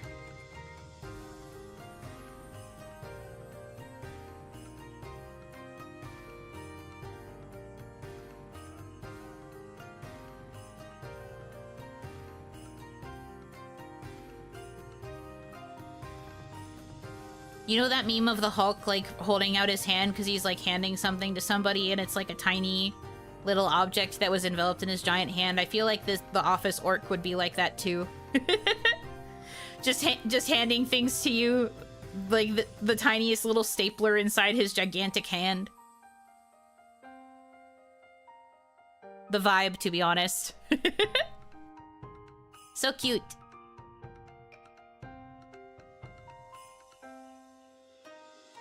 Is 2.0 fully funded now? Can't quite see the bar. 2.0 has been funded since day 2. At least the art has. We are working on getting to the rigging goal. Or at least, like, the partial goal. Because, I'm going to be honest, you guys really want me to get Spiral, and I also want to get Spiral again. Spiral's very expensive. I love him. He does really good work, but he's very expensive. But he does take partial payments. So the 8K is actually technically more so a goal to do partial funding. Because I don't know if I can do it all at once, especially if I still want to pay for like the other assets I need to get for debut. But like the 8K is for the partial rigging. We're almost there though. We are at 7,188, and we get the first part of the rigging at 8K. Now, if we manage to get to 10K, then I'd be able to probably pay for the rigging right away. Once I get the PSD. And I'm pretty sure I will be getting the PSD of the model. Both models, actually. And the reference sheets will be finished in July. So, in like a week. Although I don't remember if she said in like just like right when July hits or if it's end of July. I'd like to believe it's early July so that I don't have to wait that long. But sometime in July, I should be getting the final files for that. The final key visuals aren't going to come until September, which is fine. Those aren't as pressing of a need as the other stuff. Barely audible throat scream. My favorite noise. All of the U noises that exist. I love my very inaudible favorite little sound. But yeah. So we'll be getting the final files in July, and I'm so hype. I'm so hype. I'm so hype. You will know when I get it because I will scream, and members, you might get crumbs. Members, you might get a Gorilla members stream where I show you crumbs because I'm impatient. Sounds like a Patrick meme. Sometime in July, camps out 12:01 a.m. July 1st outside the door. Literally me. But that's gonna be me on the 30th of June because that's gonna be when it hits July 1st in Japan. I'll be camping out on the 30th of June, just looking at my inbox, refreshing it every few hours, like, please, please, is it here yet? Please, is it here yet? Please, is it here yet? I'm just gonna keep going forever. Forever and ever and ever and ever until I get it, and then I'll cry. And then I'll look at it forever and I'll cry. I'm really so excited. And honestly, even if we don't reach the 8K by the end of the week, I won't be mad because we've already made such like amazing progress. And then I can at least like start working on commissioning some of the other assets while saving for rigging. We'll do our best. Gorilla stream where all Yuno can do is have grunts of happiness. It's true. Gorilla stream where I truly go full monkey. Ugh. Ugh. Ugh. And that's all you hear the whole stream. Just be going, she's so cute! Ah! She's so cute! Ah, she's so cute! Oh my gosh, she's so cute! Like, I'm literally just flailing around saying that over and over.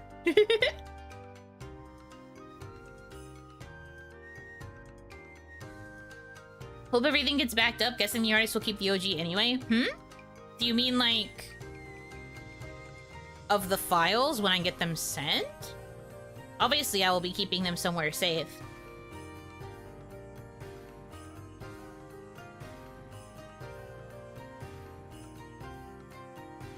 Art and stuff? Oh yeah, no, it should be fine.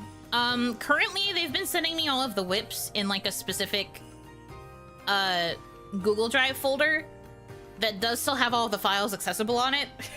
So I think, all of the files are there. I've also saved every single image they've ever sent me. So I have all of them in a folder, and I have them in subfolders based on what they are, including all of the initial sketches. I don't know if she saved those. I saved them. So you guys are going to get to see all of the design crumbs from the very beginning up to the final iteration. And I am going to have so much to say about them. You know, we haven't seen you all month. I'm waiting for files. Literally me. I mean, I have my VTuber email on my phone.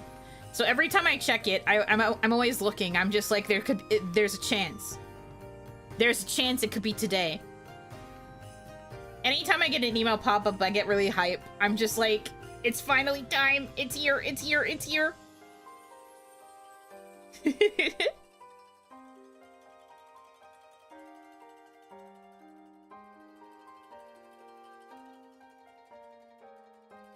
So I will always be able to check. I will know. I will know when it's there. A sponsorship? Blah, where's my 2.0? No, I'll still get hyped for sponsorships. Or for, like, collaboration opportunities or whatever else. I get hyped for those as well. But I do really want updates on 2.0. Luckily, I always know when it's related to 2.0 because it comes from, someone with a Japanese name. So when I see the kanji, I'm just like, oh, it's mama. It's my mama. And then I go monkey mode.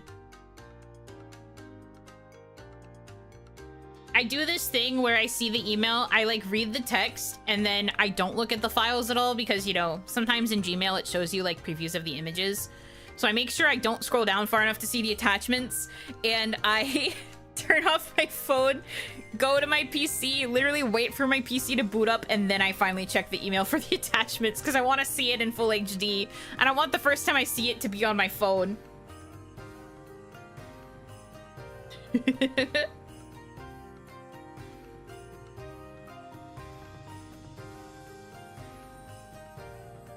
Gamer subs sponsor flavor when? Probably never. I don't really drink gamer subs or like any sort of drinks like that, so I don't really think it would make sense for me to collaborate with a brand that focuses on that. If they want to sponsor me for something non-gamer subs, then maybe. Like if they wanted to branch into a different kind of product or what have you. But I'm not really that kind of a powdered beverage consumer. I do not like flavoring my water with powder. It's not for me. I prefer my water au natural.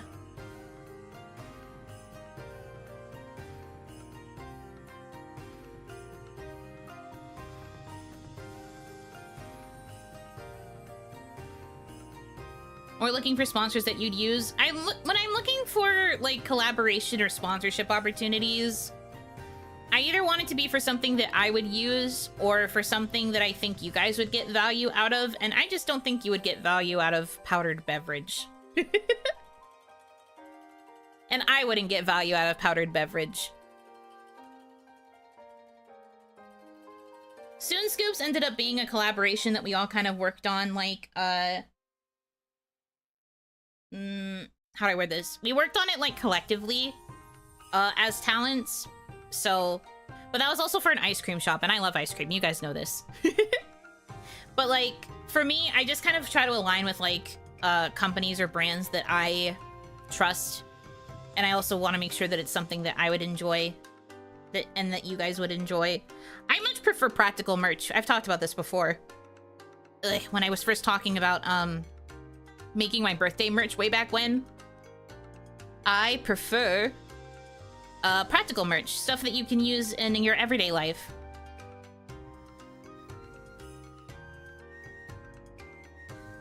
So I like merch that's like office supplies or like apparel or like bags. In terms of like more aesthetic merch, I'm more of like a wall scroll girly or like a keychain girly. But like, I don't know, I just prefer practical stuff. That's me. But I don't mind decorative merch. It's just I'm a bit pickier with it. Which is why we need a Yuno Stanley Cup. Stanley! Psst, psst, psst. Please, sponsor me. I'm telling you, we can make a really pretty, pastel purple and gold, cup. Please. Yuno cup, Yuno pen, Yuno wedding foldable fan? Yeah, I think a foldable fan could be nice. Might be hard to produce, though. Reusable shopping bags are great merch. True. The Hana Mizuki tote bag that came out with our Hanami merch line is quite useful for that. But we had to, like, beg for them to let us make a tote bag.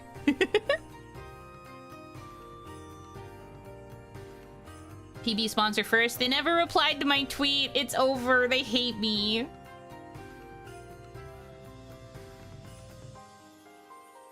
They don't like me.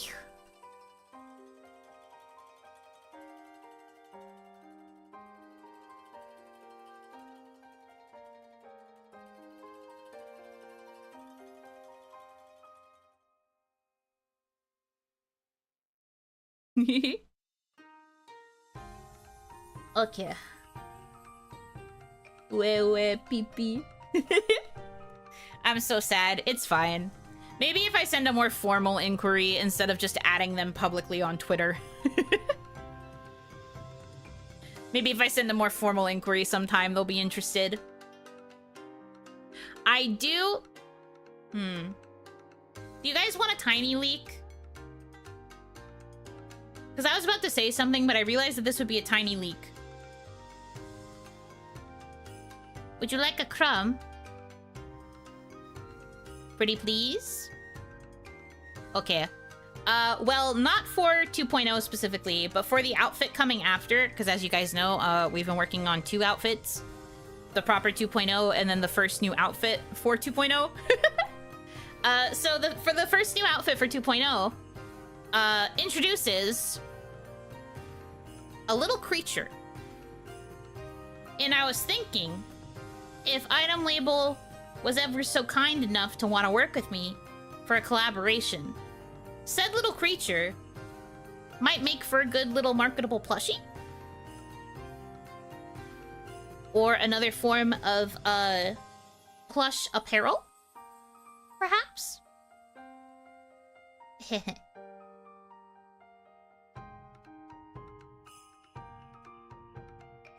There's your crumb. I can't give you any more details than that, genuinely. But I think that you will really like the new little creature. Because I'm fucking obsessed with him. Daminachi have some competition. Do you guys remember, I guess this is kind of related. Do you guys remember like forever ago when I mentioned the idea of potentially changing you away from little balls of gas into something else? Kind of related to the crumb. Because I had received that particular whip that particular stream day. And I had been thinking about it and how much I love the little freak, and I was like, interesting. It's Puntable with 8 legs. Oh god. Puntable's already a menace with 2. I don't think she needs any more.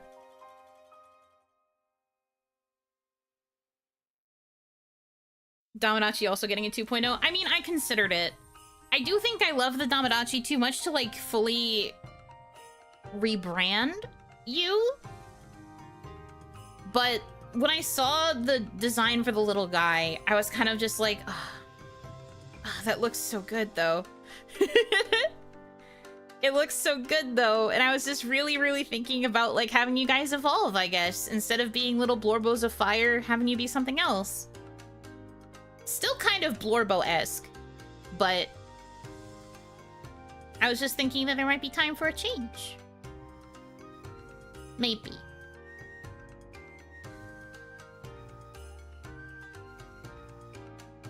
I will keep it in mind still. There's a chance that you might end up really liking him in the same way, and you might end up wanting it also, but I don't know. I feel like it's less common to, like, change how a mascot looks for a VTuber. So I don't know how I entirely feel about fully changing you around, but I really love the little creature. And I would like to do more with it, because it's a really good design, I feel. Mama kind of cooked.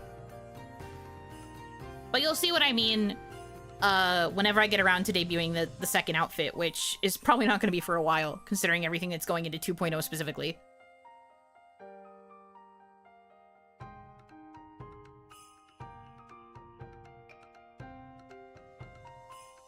Because all this stuff is just for 2.0. The other outfit that's being worked on, she is definitely still going to be taking a backseat. We have to have fun with main 2.0 for a while.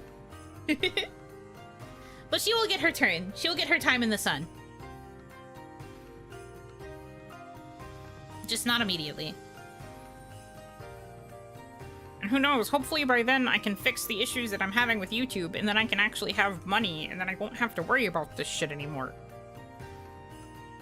Gotta break in the wiggles, that's the goal. And that's one of the other main reasons I'm still trying to get Spiral, even though I know that Spiral is going to be a bit on the pricier side.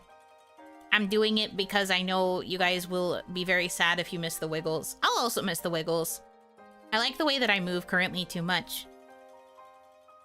And the best way to ensure that is if I keep Spiral as my papa.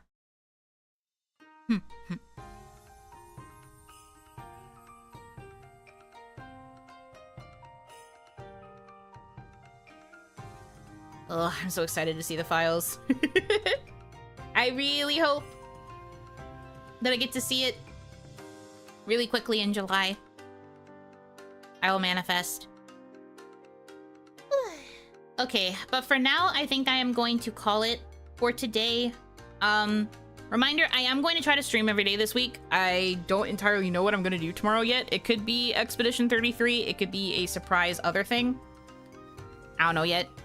I do have some spin redeems I still owe. I owe, like, Standing. I owe, like, a long BRB. I have 3 songs of karaoke I have to do, and then I also have Puntable. I have to do all of that soon. But I'm going to save it for when it's a little bit less hot, because singing and also standing when it's this hot in my freaking room sounds like a nightmare. So hopefully once the heat cools down a bit, we'll be able to do this a bit more easily. What else did I want to say? We'll figure it out. We'll figure out what I'm doing the rest of the week. We'll kind of play it by ear.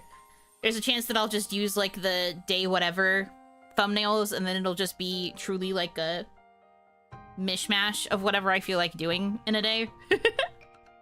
One benefit of that, I guess. And then I'll keep you updated on the collab that's happening on Friday and the one that's happening on Saturday. The Saturday one hasn't been formally announced yet. I'm just letting you guys know that I'm in it. Streams might be a bit shorter on the collab days in order for me to be there for the collabs. So just keep that in mind. But yeah. Waiting room will be up later.